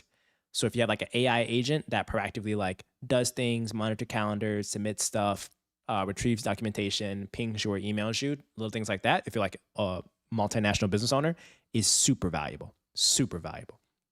AI-driven corporate secretarial drafting desk. Writing board minutes, shareholder resolutions, and structural change. Notifications is a massive time sink for corporate owner. Use a tool like GC AI or custom LMM prompt library to pre-fill meeting minutes and resolutions directly. Hey, Rydar, this is a W, right? Is this helpful for you, Rydar? Here, I'm gonna write all these out for you in the chat. 1, AI-powered jurisdiction intelligence agent. 2, automated multi. And look, Rydar, I'm not asking for no equity in this. I'm just asking you to smash that like button. Multilingual KYC and document verification. 3.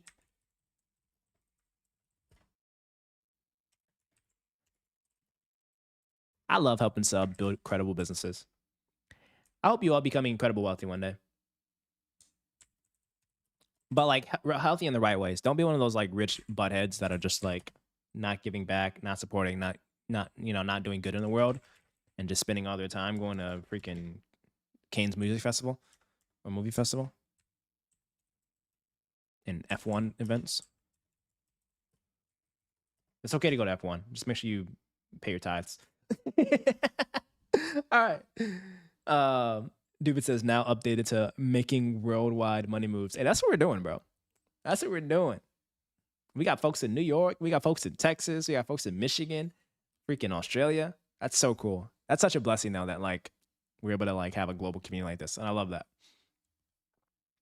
Yes, very helpful. Thank you, Kenny. Definitely refines future operations when I started. Hey, and the other thing that I would say also is like, don't be afraid, regardless of how old or young you are, right? Do not be afraid to like put AI to work. Like this thing can run 24 hours a day, 7 days a week, multiple weeks of like all year, 365. Like if you invest a weekend to figure out how to prompt the tools in AI to help you get started on whatever you're trying to build, like that's a bagger, bro. That's a bagger, bro.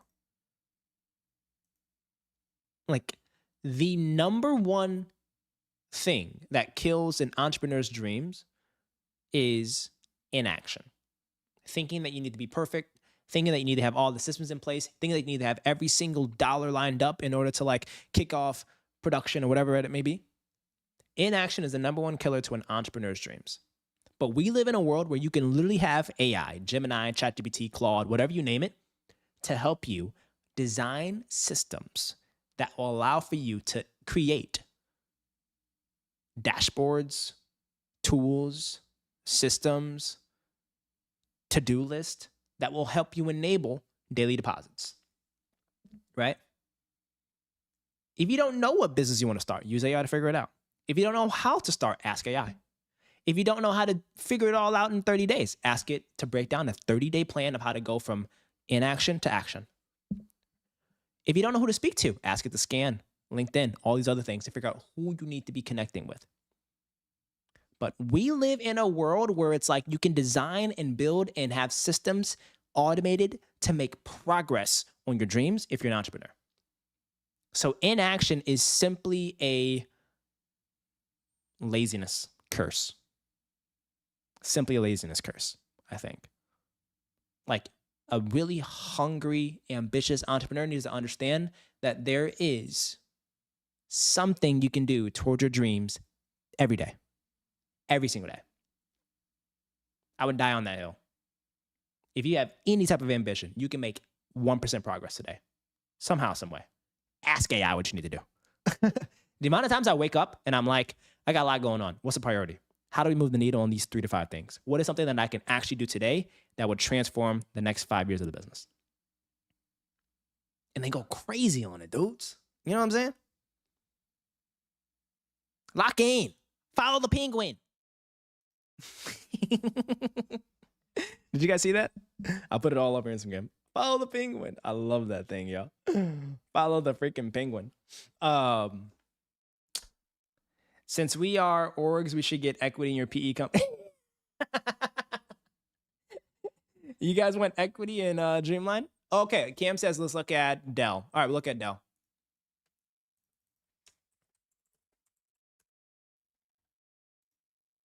We're looking at Dell.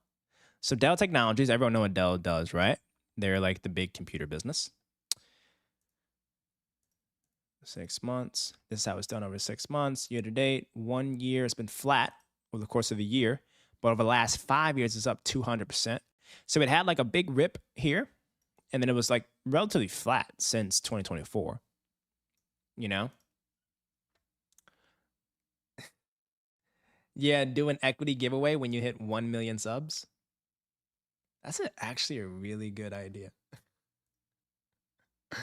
Do an equity giveaway when I hit 1 million subscribers. Y'all got me messed up. But that is genius. And if you want to participate in the future equity giveaway of my holding company, private equity fund businesses, you need to be a sub. But no, that's a really good, I don't know, should I? Should I? It wouldn't hurt. Just to give away a little tiny bit of equity. It'll change your life, I'll tell you that. But by the time we hit 1 million subs, we'll have so many businesses going. Like, it'll be crazy, y'all. It'll be crazy. So as Ryder said, if you want to participate in an equity giveaway, in the 2027 1 million sub equity giveaway, you need to smash that subscribe button right now. Like 1%? Bro, you act like 1% is little. 1% of $1 billion? What's 1% of $1 billion? That's 10 million, bro. That's like giving away $10 million. My goal is to have Dreamline be like $1 billion holding company. That would be so cool. To have $1 billion holding, $1 billion business. 0.1%? That's still $1 million. You know? Typically though, like that relates actually to like a thing that I'm solving with for this business that we're acquiring, and it's employee ownership. If you guys know about employee ownership, it's like you buy a company, but then you give some of the employees a piece of the equity. And typically how like are you guys familiar with employee ownership? Let me give you like a little bit of walkthrough. Let me give you guys a walkthrough. Employee ownership is essentially like some of the employees owning a piece of the business, right? Oh, Edwin knows about employee ownership. Yes, nice, sick. Okay, perfect. Not everyone might know about it, but long story short, employee ownership is giving some of the employees at the company a piece of ownership in the business, meaning they either have, what is it? I'll tell you what later. Because like sometimes the cash flow and the dividends don't actually go to the employees. Like sometimes it's like typically employee ownership at exit, right? But broadly, employee ownership, if it works in like a perfect world, gives employees a piece of ownership of all distributions that go to the company, that go like to the shareholders.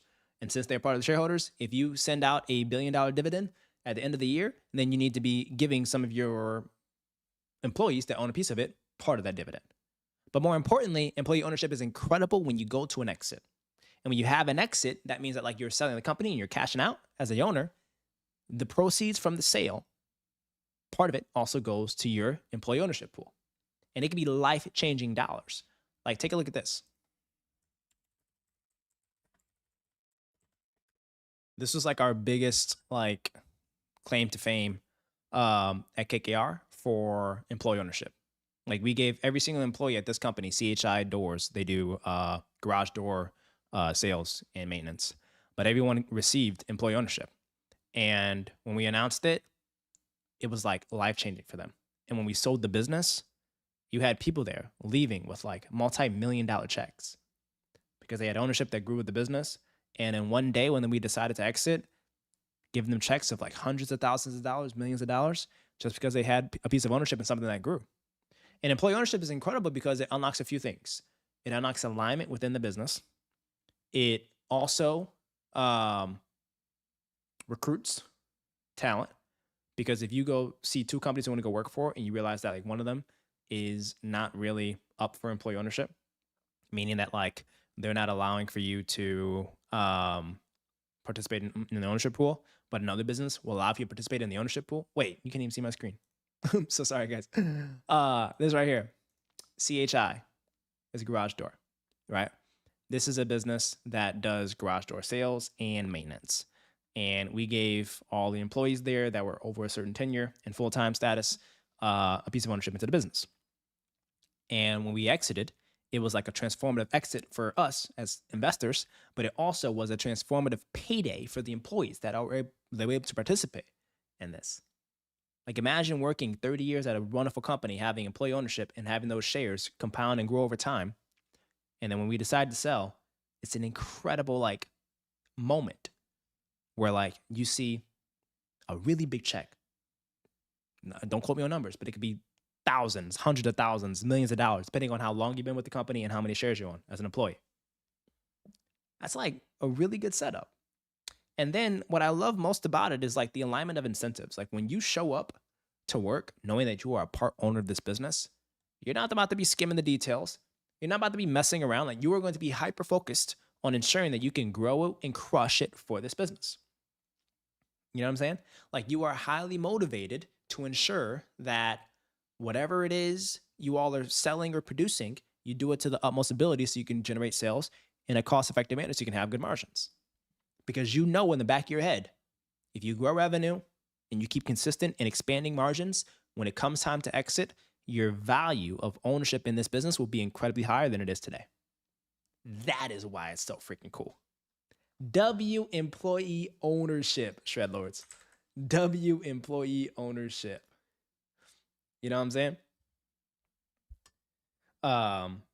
Amazon is one. Oh, Amazon gives employee ownership? Whoa, wait, I didn't know that.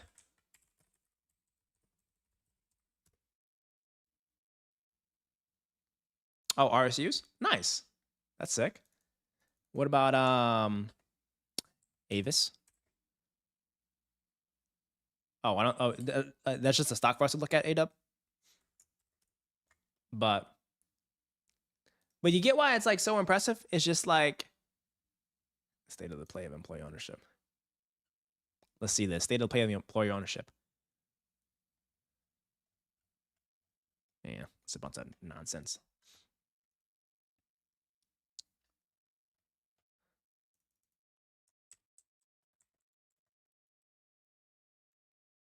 CHI door.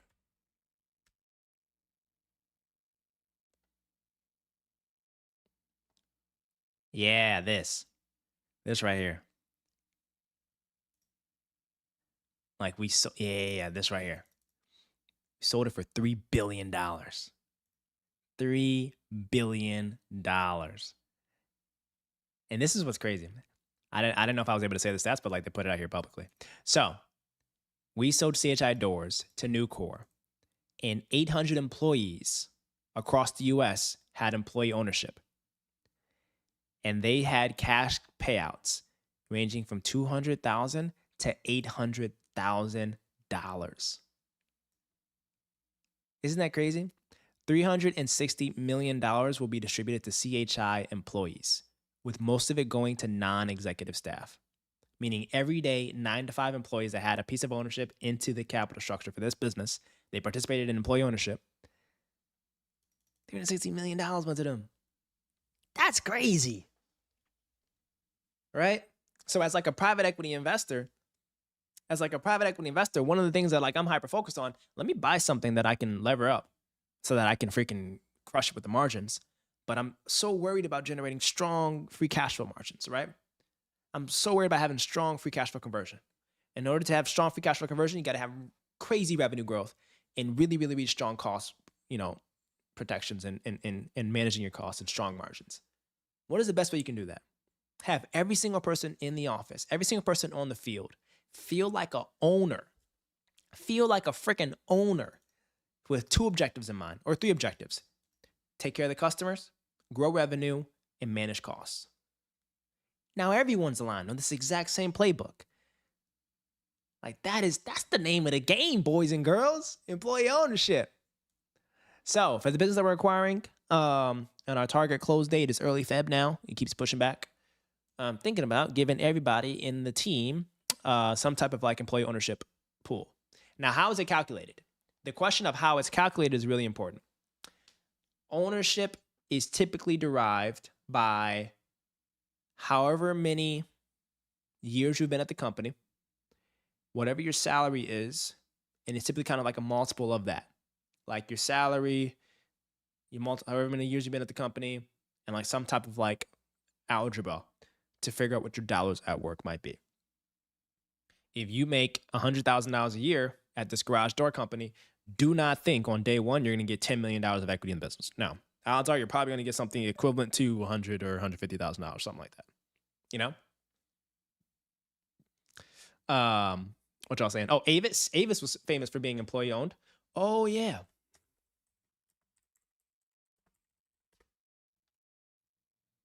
Passing the keys to the employees. Avis Alaska ends family ownership. Oh, whoa, this is actually fascinating. Because like a family-owned business decided not to sell to private equity or another strategic, it decided to sell to the companies through an ESOP, employee stock ownership plan. An ESOP is essentially kind of like a entity that is 100% owned by employees that then able to participate or purchase all of the shares of the selling business. That is an exit path for businesses too. Like there's like 4 paths for owners to exit businesses: sell it to a private equity firm, sell it to another big company, disband the business, or sell it to sell it to like a small holding company style, or sell it to a ESOP. Keep it within the company. Also, does anybody know any family-owned businesses that want to sell? We're buying. You know? No, do it. It's like spot on, because you trust your employees. They know they're gonna take care of it, and it's just like they are the best stewards of your legacy if you train them right and just install the right management team. The only issue sometimes is when there's not a clear successor to like run the day-to-day operations at an executive leadership level, Because I get questions like this all the time, y'all. I get questions all the time where people are like, OMG, why are you buying a plumbing business? You don't even have a plumbing license. You never touched a toilet. I'm like, I'm right. I got a bidet. But what I will say is it is 2 different skill sets of fixing a leaky faucet and then doing M&A and building a platform. I don't think any plumber that's working at a company I'm looking to acquire understands like how to raise cost-efficient capital to expand and grow our business, or how to launch marketing campaigns, or how to, buy our competitor, tuck it in and do integrations and unlock synergies, right? It's like the field team focuses on the plumbing, and then me focusing on like the executive strategic things, financing, marketing, M&A, right? So it's like 2 different skill sets.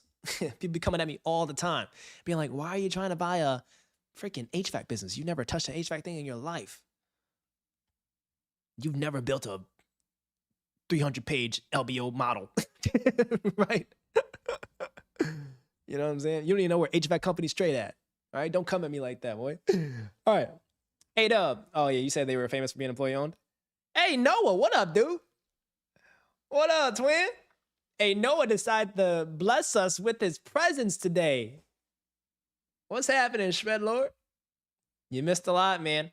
We've been grooving. We've been hustling. We've been making smart money moves. We've been making smart money moves. All right, guys, this is my favorite consumer VC. I love what they do, and I love how they do it. It's just like a solid team, and they have really good perspectives. If you guys ever want to get super smart on an industry that's kind of like new or tech-enabled, go to VC firms' websites and actually look up some of their like perspectives and research. Like they put their writings out. Like if anybody wants to build a prosumer software business, read this. Right? If anybody wants to read like build a consumer business, read this stuff. If you want to build something in AI, read the reports that A16Z puts out. Like all this stuff is like free, to just like learn. Hello, I've been locked in. Bitgo IPO today. Let's see. How'd it go? What's y'all thoughts on crypto?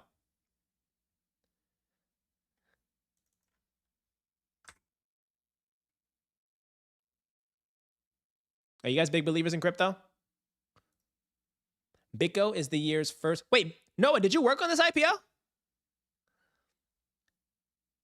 This new year's first big IPO is ready to go. Noah, did you work on this? Oh, inspire thyself. Scare him. Crypto might be a scam. JK. But we did learn last week, quantum computing does have the potential to break the foundation of what crypto is supposed to be. All these hidden decrypted keys. Quantum computing does have the computer to break those keys and could steal anybody's Bitcoin wallets. Someone taught me that. Who taught me that? I think it was Jackson. Jackson taught me that. And someone else in the chat. It was like 2 or 3 quantum experts. Oh, and Chris. Yeah. 50-50 scam. Smaller coins, but more established ones have potential. Noah, what does Bitgo do? Wait, why am I asking you? We can look it up on Gemini. What is Bitgo? And why is it such a big in the crypto world? Is it a scam? Let's ask. No, didn't work on it, unfortunately, but can't wait for Bitcoin to crash. Ooh. Don't say that, man, because I know one of my friends has 95% of his wealth in Bitcoin. Probably not 95, just like a large chunk of his wealth in Bitcoin. More than half, I think. He may or may not be a subscriber. It's not Boogie. I tell you that. It's definitely not Boogie. Boogie ain't got the balls for that. To put 90% of his wealth in Bitcoin. Boogie ain't doing that. He's too sensible. He's too smart. LOL. But it is someone that we do know as a community. One of my friends. And it's not Eric either. Eric's not dumb. Eric is really a really smart investor. Eric low-key silently be having like a dog portfolio sometimes. LOL, I don't have enough characters in the comments to explain. Gemini is GOAT. All right, yeah, we're gonna learn this together. Let's learn what Bitgo is, guys. Let's learn what Bitgo is. Let's first go to the website. What y'all talking about? Can't get behind it since there's nothing inherently valuable. So,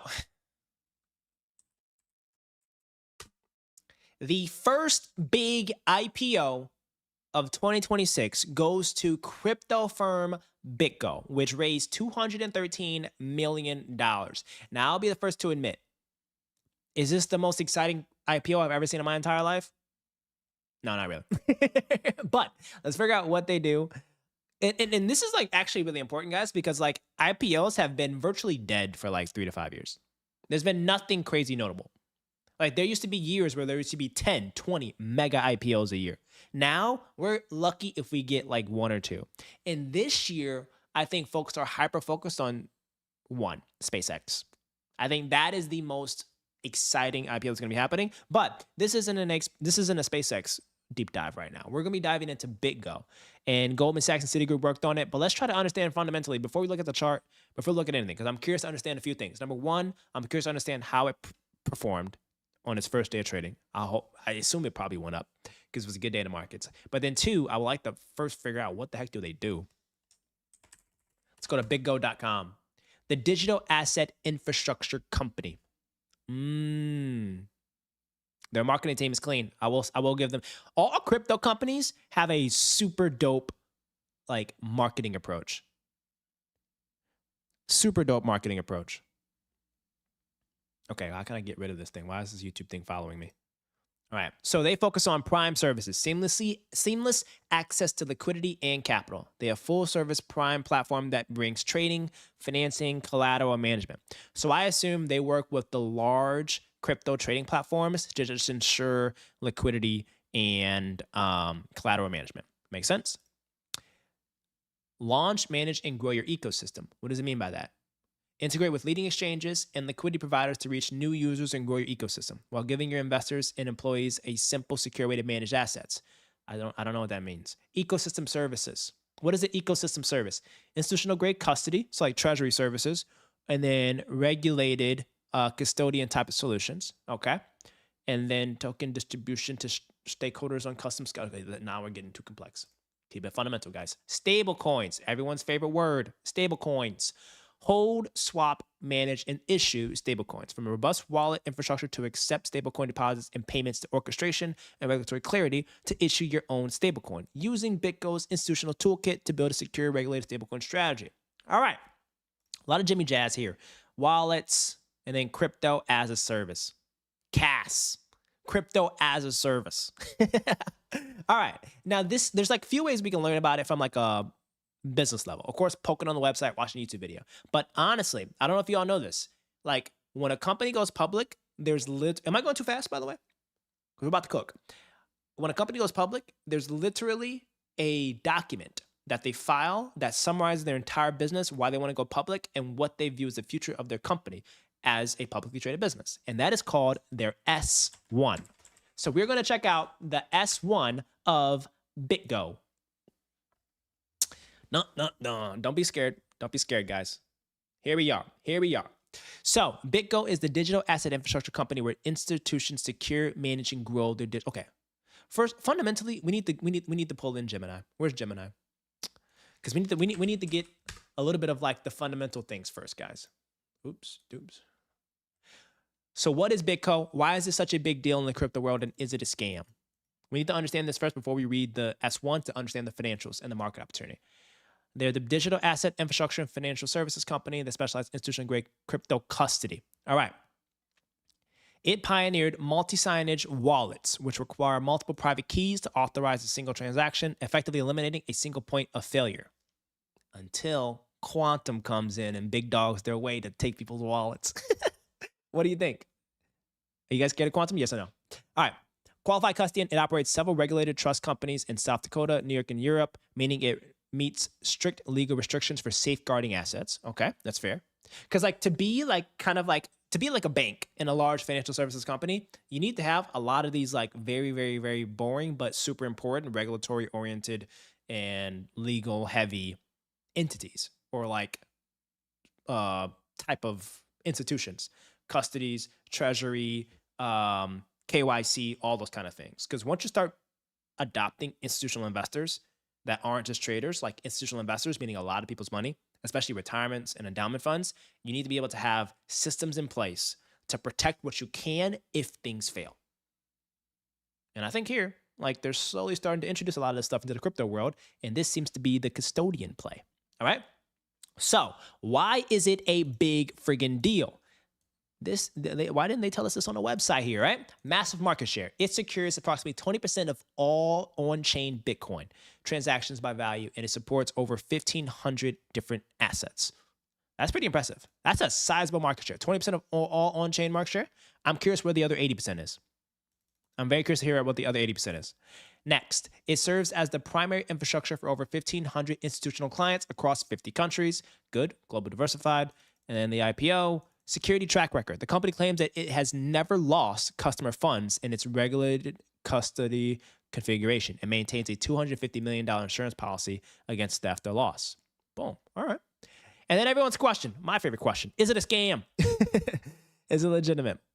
Regulation. It is a qualified custodian audited by regulatory authorities and recently received approval to convert to a federally chartered national trust bank. That's a big deal. And then public company, it goes through strict SEC regulations. Like to go become a public company, the SEC kind of like, they get in you. They get in the mix. It's not easy, all right? Now, let us go into the S1. Treasury management, compliance, financing, all this kind of stuff. All right, Bitgo. Every day, billions in digital assets move, grow, and stay secure with Bitgo. The digital asset ecosystem, they work with Solana, Chainlink, etc. Financial institutions, they're backing a lot of these things here. Corporations here, and then the government's here. Another 20% is in MicroStrategy, your favorite. Oh, God. I'll just short that for the rest of my life. All right, digital asset infrastructure is our business. All right, we know what you do now. Gemini told us. Here we go. Key highlights. $6.1 billion of revenue in the last 12 months. $90 billion of assets on the platform, 4,600 clients.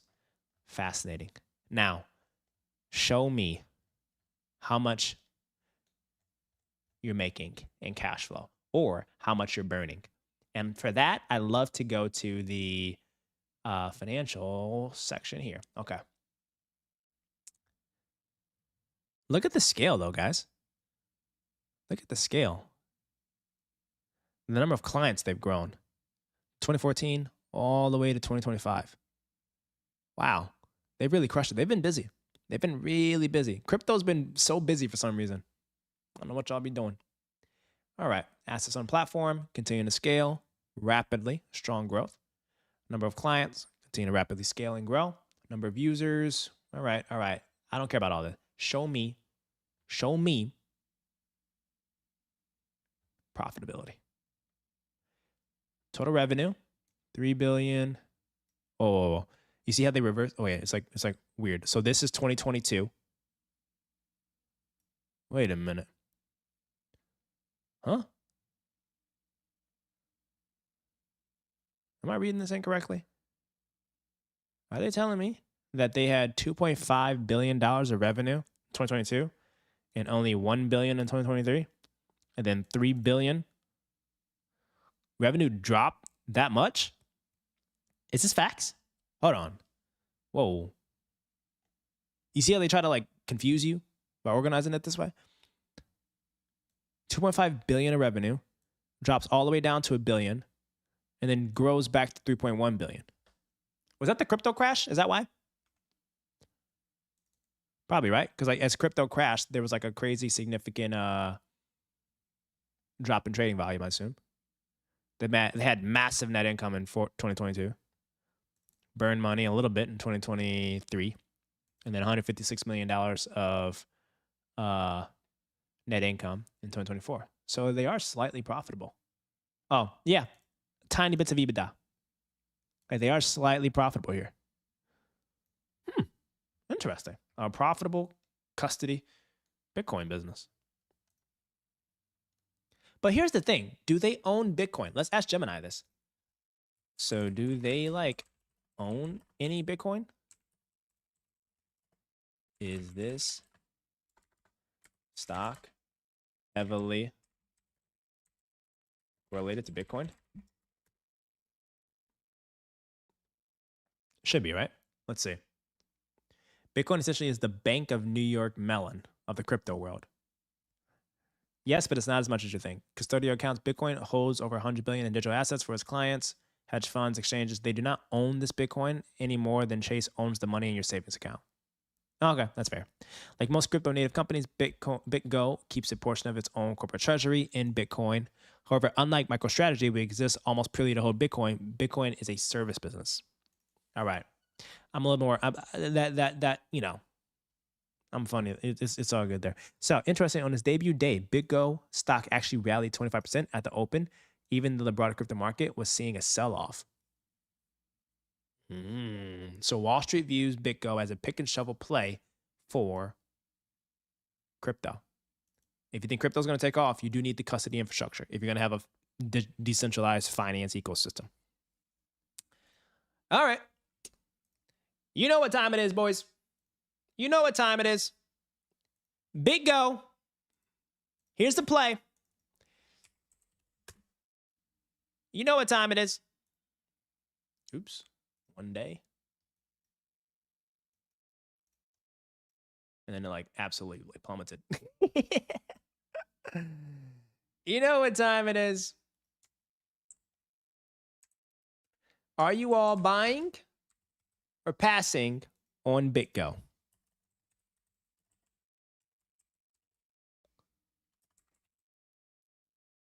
Let it rip. Are you all buyers or are you passing on the Bitgo narrative? I love to figure out what y'all doing. I love to figure out what y'all are doing. It IPO'd literally today, and we're going to see what happens to it. But it IPO'd today. It popped like 20, 25%. I'm going to let it mature. I don't want to get caught in the FOMO. Facts. Sound play, Radar. Smart man, smart man. Smart man. Smart man.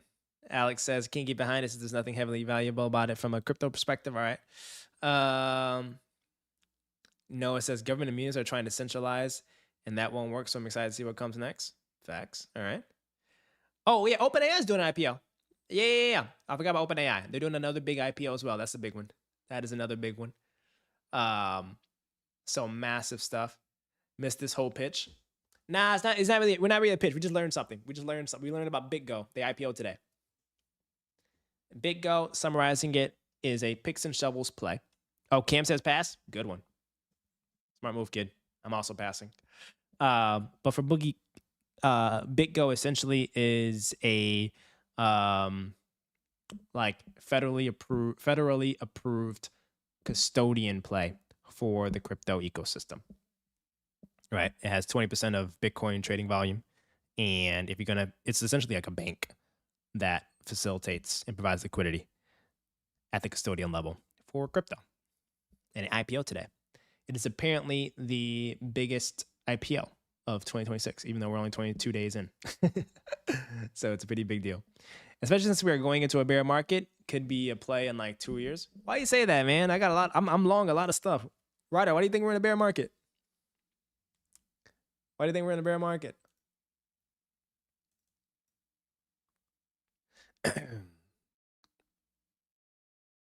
Hopefully we're not. That would suck. That would suck. Heading into one. Yeah. Like in a few months. So most of you guys are saying pass on Bitgo. Most of y'all are saying pass on Bitgo. You're right. You're right. I'm kind of aligned. I don't know if I can vote my own poll, but I'm actually going to pass on this. For people that said buy, what is your thesis? What is your thesis if you said buy for this? I'm very curious to hear what your thesis is. Drop it in the comments if you are buy or pass on Bitgo. Regardless, some folks are interested. So a lot of people are going to make a lot of money or lose a lot of money. And I think this was a really big signal for the crypto market that they were able to achieve this IPO. So props to them. Congrats on them. Will this make money in the future? I have no freaking clue. I have no freaking clue at all. I don't own this. I don't condone buying this. Do your own research. But what I will say is it is likely going to be a very volatile asset because we all know that crypto is an insanely volatile ecosystem, right? So I am a pass on Bitgo, unfortunately. Sorry, guys. Sorry for the crypto wizards. I'm a pass on this. I'm a pass on this. I'm a pass on virtually everything crypto. So if you ever pitch a stock that's crypto for me, just know I'm always a pass. I did have something important that I had to do that I wanted to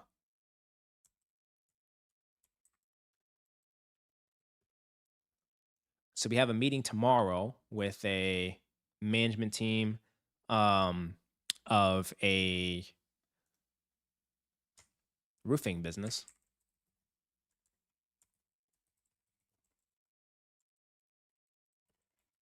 And if you're going to buy a company, one of the most important things that you can do is when you're going to like ask for time is send an agenda, right? Like send an agenda of what you want to talk about so that they can prepare, right? And it can be super simple. It can be super simple. So we're going to quickly make one. Introduction of Dreamline and right. And then the next one, origin story for roofing. All right, roofing business. I love to hear the origin story of like why they start the business because then it allows me to understand like the setup.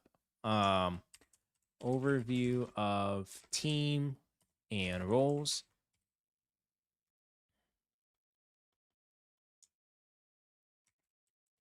Discussion on go to market. And what does that mean? Discussion on go to market. That is like, how do they present themselves as a business to go out and get customers? That is the go to market, right? Aw, all right, goodbye, Cam. Have a good night, bro. Love you, man. This kid really be out here joining the streams and learning from all y'all. He's so young too. Learning about management team, meeting agendas, Bitgo, all this stuff. WCam. So when the discussion to go to market, I want to understand the marketing strategy. And specifically, I want to know highest channels, whether that's like social media, newspapers, ads, etc. Right? Like, where is he getting the highest return on ad spend in his marketing? Right? And I want to understand the sales team. So, like, for the sales team, like size, compensation structure. That's discussing the go-to-market. I want to have a conversation of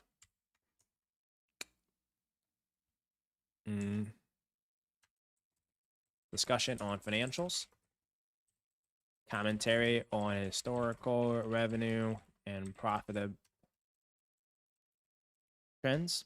Now, normally I would have like very tailored specific questions of like, why did margins compress by 50% in 2022 or things like that. Like I would have like I would look at all my numbers and I would see like, all right, there's clear anomalies in the financials. So I want to ask that during the management meeting. Because like usually during a process, you only get access to management a handful of times. So I would ask like little things like that. So commentary on historical revenue and profitability trends, year to date performance. This is not going to be like that needle moving because we're only in January. But if you're in August having a meeting like this, you definitely want to hear about year to date performance. 2026 budget and investments needed to achieve. So start to go to market, have conversations on the financials, team, origin story, introduction. What else I want to know? Competition, competitive landscape. Key competitors. Owner's view of moat or right to win. Available.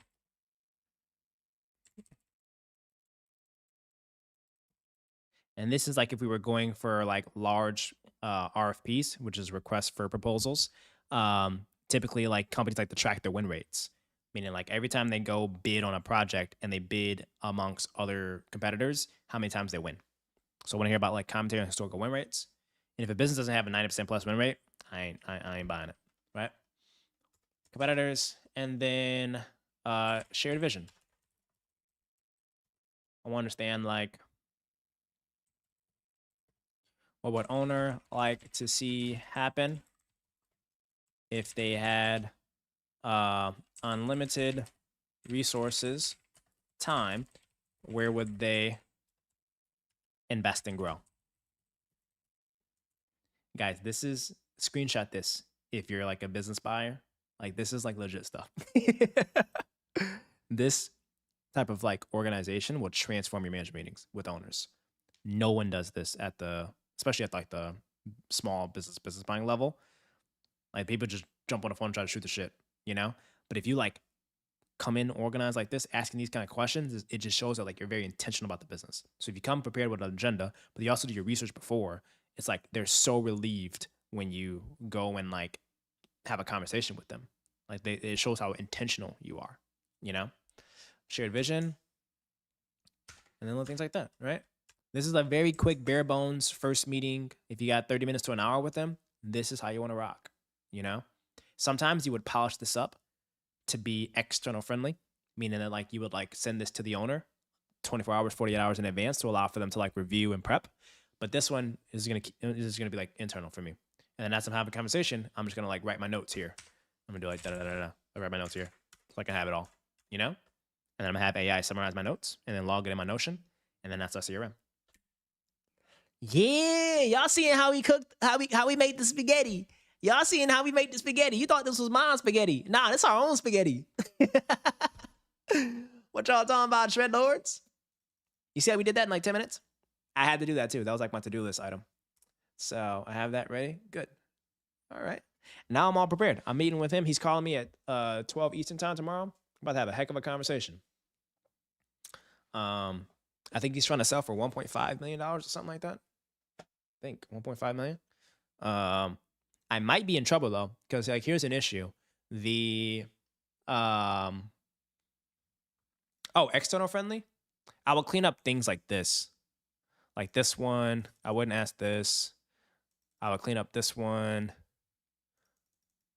Like an external friendly is kind of like this. Provide color on your top 3 to 5 competitors in your region. What services do they offer, and which geographies do they target? Right? Like, that's a very targeted, like, external friendly question on the competitive landscape style. You know what I'm saying? Little things like that. But for me, I just need to understand my key competitors at 3 to 5.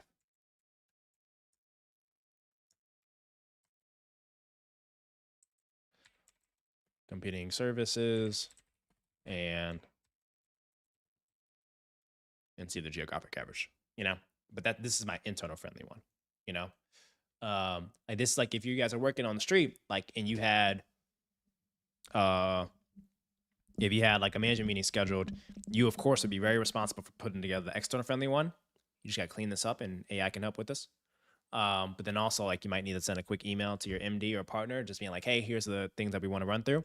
And then if you're good, like, your team will let you like drive and lead the conversation, right? Like, you get to, as a 20-something-year-old, drive the conversation with a super powerful owner or executive of a business, you know? But this is very bare bones. And like, as you continue to progress throughout a deal, sometimes the management meetings become tailored to specific diligence streams. Like sometimes you might just literally have a team management meeting where like you just talk about the team and going through every single person and figuring out what their role is, or having a marketing go to market discussion where you're talking to the head of sales, head of marketing, and diving deep into like channel strategies, having a deep number on financials with the CFO where you're outlining like what's been happening over the last XYZ years with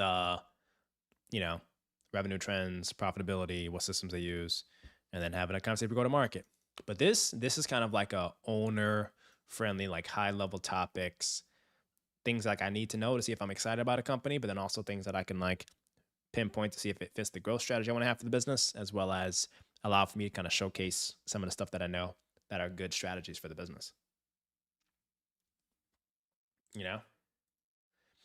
But I will say you this, never, never, never pencil in time with the owner of a business or a management team member if you do not prepare a good organized agenda. Like things like this are mission critical to respect an owner's time. Understand what you're going to talk about. Do the research beforehand. Do not ask simple pointed questions like, what was the revenue in 2024? Look it up. It's probably in the data room, right? Ask really good high level questions around, why do you see a change in the revenue growth trajectory from historical to projections? Are there new customer segments you're targeting? Is there a new geography you're penetrating? Little things like that. But like always respect management members' time by being organized. It takes literally 10, 15 minutes, especially with AI. You know what I'm saying? Y'all help me crank out my to-do list. What else we got to do? This algae business. I might do this tomorrow because this will be a fun one, actually. This will probably be a really fun one to do tomorrow. Because I gotta hit the grocery store before they close, boys. But out of all these, the ones that I actually would be interested in buying, maybe it would be Fiserv. When you mentioned the other day, try not to come off as financy when talking to owners, how do you get across these topics without being financy? That's a good question. Like if I want to have a conversation with a business owner and I don't want to be like too financy, typically I avoid the number stuff until later in the process, right? Typically I spend a lot of time talking about their origin story. So like, why'd you start this business? What was it like the first year of this business? Tell me the story when you got your first customer. Like getting them to sit back and reflect and like reminisce does something in like the relationship building. When it comes to like the product, the marketing, I like to have a two-way conversation where it's like, what is it you guys are using here? And then I like to come in with like, have you guys explored this? Or I like to phrase it this way. So in other businesses that we saw in the space or like some of our other portfolio companies, we actually realized that like on the talent issue, actually going and having career fairs at the local community colleges has been a huge unlock to have a secure talent pipeline. And it works incredibly well, and the town is really good, and we have strong retention. Have you guys explored that? Like, I'm adding value, he's learning from me, I'm learning from him or her. Like, little things like that. So it's like you can ask the same questions, but you can add a little bit of swagger and flavor to it. You know what I mean, Alex? Like, you don't need to be a robot. Like, there's so many robots in finance where it's just like, what was 2024 revenue growth trajectory? Why did margins dip 5%? Show me your win rate for this particular bid process and this RFP. I'm the chillest guy in management meetings. The chillest guy. I'm like, so, who you guys compete with? You know? Is it tough out there? Like, how's competition, man? Like, what would you guys say is like your true right to win? Like, no BS. Like, what's your real right to win? You know? Granted, I'm more respectful than that, but it's just like I'm so calm, you know? Because it's like I used to be so nervous going in, like, oh my gosh, I gotta get through the entire thing. But in reality, it's simply a conversation. You wanna know why? Because it's more than just a management meeting. It's like a first date, kind of. Because if this first management meeting goes incredibly well, and we really hit it off, and he or she really likes my personality, and thinks that we are truly a fit, and like that kind of relationship experience compounds over time, over the first, second, third, fourth, fifth management meetings, the in-person site visits, and the dinners, and it's just like, we are like this, they will do whatever it takes to make sure that they sell to us. They're not going to sell to us because of how detailed my management meeting agenda was. They're going to sell to us because of how true and genuine our relationship is that we're built over time. So I'm going to do everything that I can to just be a calm, safe space for them to just like lower the pressure, reduce the stakes. I'll have a whole section and I'll be like, you know what? I kind of had this whole section where we wanted to dive into like operations and try to get a sense of like utility for the different pieces of equipment you all have in your factory. What are you doing next week? I'm happy to just hop on a plane. I'm happy to just stop by and see it. Like that'll get so many of my questions done, Alex. Like let me just fly out there and visit. You around next week or the following week? I'll work around your schedule. And I won't take too much of your time. I just want to see this stuff. Because I have in my mind a vision of how cool and how big these pieces of equipment are. But I actually love to see it in person. That'd be really cool. And then they're like, oh, heck yeah, definitely come on, stop by. We'll show you around the factory. And we'll treat you to drinks and dinner. And I think they might have a football game we can go check out. And I'm like, darn it, you read my mind. You read my mind. I saw that they were playing X, Y, and Z this weekend. Boom. Y'all see? You see? It's just like, it's you really gotta like, there's an element of swagger you just gotta have to like truly have motion in this space, I think. And there's a lot of robots out there, y'all. And they just ain't got it. They just ain't got it. I'm out here giving all types of game. I'm giving my whole playbook. That's the point, though. That's the point of these streams, right? Give it all away, ungatekeep. It doesn't hurt me to show you all everything that I know to make smart money moves. So I hope you guys enjoy this and appreciate this because it's you don't have to go to Harvard Business School to learn this stuff. You can just join my streams. HBS doesn't even teach you this stuff. I got kids literally at HBS bugging me all day, texting my phone, sending my emails. Hey, can you boom, boom, boom, give me thoughts on this or how to prepare this, boom, boom, boom. I'm like, bro, didn't you pay $200,000 a year to go there? Why are you asking me questions? Give me 20 bands and I might answer your phone. All right, Shred Lords. We learned a lot today, man. My head is expanded, literally. Like, my head literally expanded since we learned so much today. You know what I'm saying? And I had a bunch of freaking fun. We didn't get to the top performing stocks, but if you all want to know what they were, quickly here, if you want to know what they were, all these are memory companies and then, of course, Robinhood. So, as you know, memory is a really big deal now. But here's the worst performing ones. All right. And this one is the Bitcoin asset. But I'm literally about to go to Whole Foods and I'm going to try to pick up this Whole Food family tray, which I saw on TikTok was a viral trend. You can get a family tray for $35. 5 meals in 5 minutes for $25, right? this right here is going to cut out an incredible amount of meal prepping for me, and it's healthy. So I'm going to try to pick that up so I can have healthy meals this week. I'm on my health grind, y'all. But if you all enjoyed this dope session, bang that like button. And Chris, correct me if I'm wrong. We successfully cracked the code on our multi-stream on both YouTube and Twitch. I had 0 drop frames today, and I'm so proud of that. And we didn't have any significant delay, so I was able to see the chat and add value. If I didn't answer anyone's questions, come back tomorrow, and I gotcha, twin. But this is like a fun W stream. Oh, wait, Richard, can I show one of your stuff? Is it okay if I do that? I want to show you guys the work that Richard's doing. One of our subs has an incredible pet grooming business. And he's crushing it with his business Happy Trims. And I just wanted to show some love by showing his stuff on stream. And if you all have social media, go on there, hit like, do whatever you got to do. But we're going to watch some of the stuff together. And he literally just posted some stuff. All right. This is a schnauzer with Shih Tzu meets. I guess she's finally about started 1 year talking on old. here. The experience with her was amazing. She behaved awesome. Of course, she was a little bit nervous. She don't understand what's going on. I think this is her second visit with us, but still, the puppies, definitely Spanish. they have to understand what's going on. They have to understand when they go to a pet grooming salon, they're gonna have fun. Richard is my Spanish teacher, y'all. Este es muy bueno. Me gusta su business. They're gonna have a good experience. And that's what she had with me. She let me And when you guys are on social media and you see someone making some content, like it, add a comment, because it triggers it to go to the algorithm, all right? do everything, even with the nails. Y'all know, or a lot of you.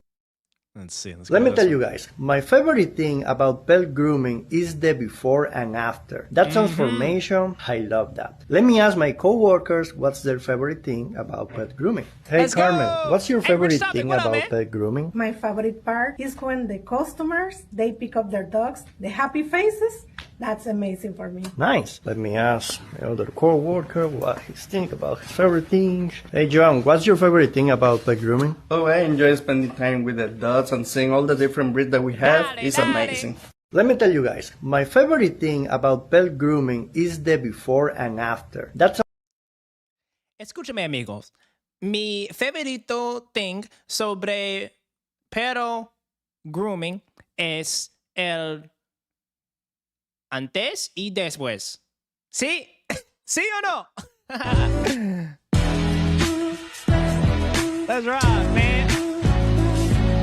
That's a big dog. Dang, bro. That's a big dog.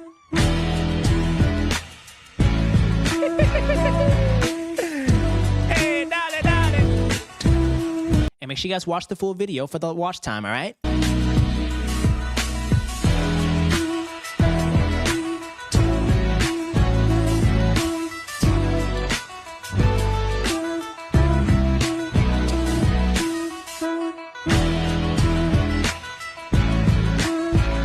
And that just shows, Chad, that it costs absolutely nothing to show support to someone that is investing in their dreams and doing some daily deposits, Chad. Let's freaking rock and roll. W in the chat for Richard. W Happy Trims. Let's freaking go, bro. I am so proud of you, man. We talked about executing on content and marketing, I think on like the first or second stream, and you took it to heart and you've been freaking working and hustling at it. So I love to see it. Dude, you're only 22 days in. Let's see you do 365 freaking days, legend, to crush it, to grow and build your dream. I still have an ambitious goal to help you get to $1 million of revenue and hopefully buy another business. But we can do this all together on stream, man. So keep crushing it, Richard. You are the best. Tú estás el jefe. All right? But for the rest of y'all, if anyone has a business, a dream, or anything, this is the place to build it. This is the place to get after it. And I'm just having freaking fun on this camera while I'm learning about stuff and having a vibe. And I will catch you guys the other day. But I'm going to play this as the outro song as we keep things moving, y'all. You know, we got to play our favorite song from our favorite Bitcoin degenerate. Let's rock and roll, y'all. I will see y'all tomorrow after this management meeting. Probably 6:30, maybe later. It'll be the weekend. We might get some games in. You might even see me in Texas taking my dog to get some dog grooming, all right? I'll catch y'all later. Love. Peace and love, baby. Dale, dale.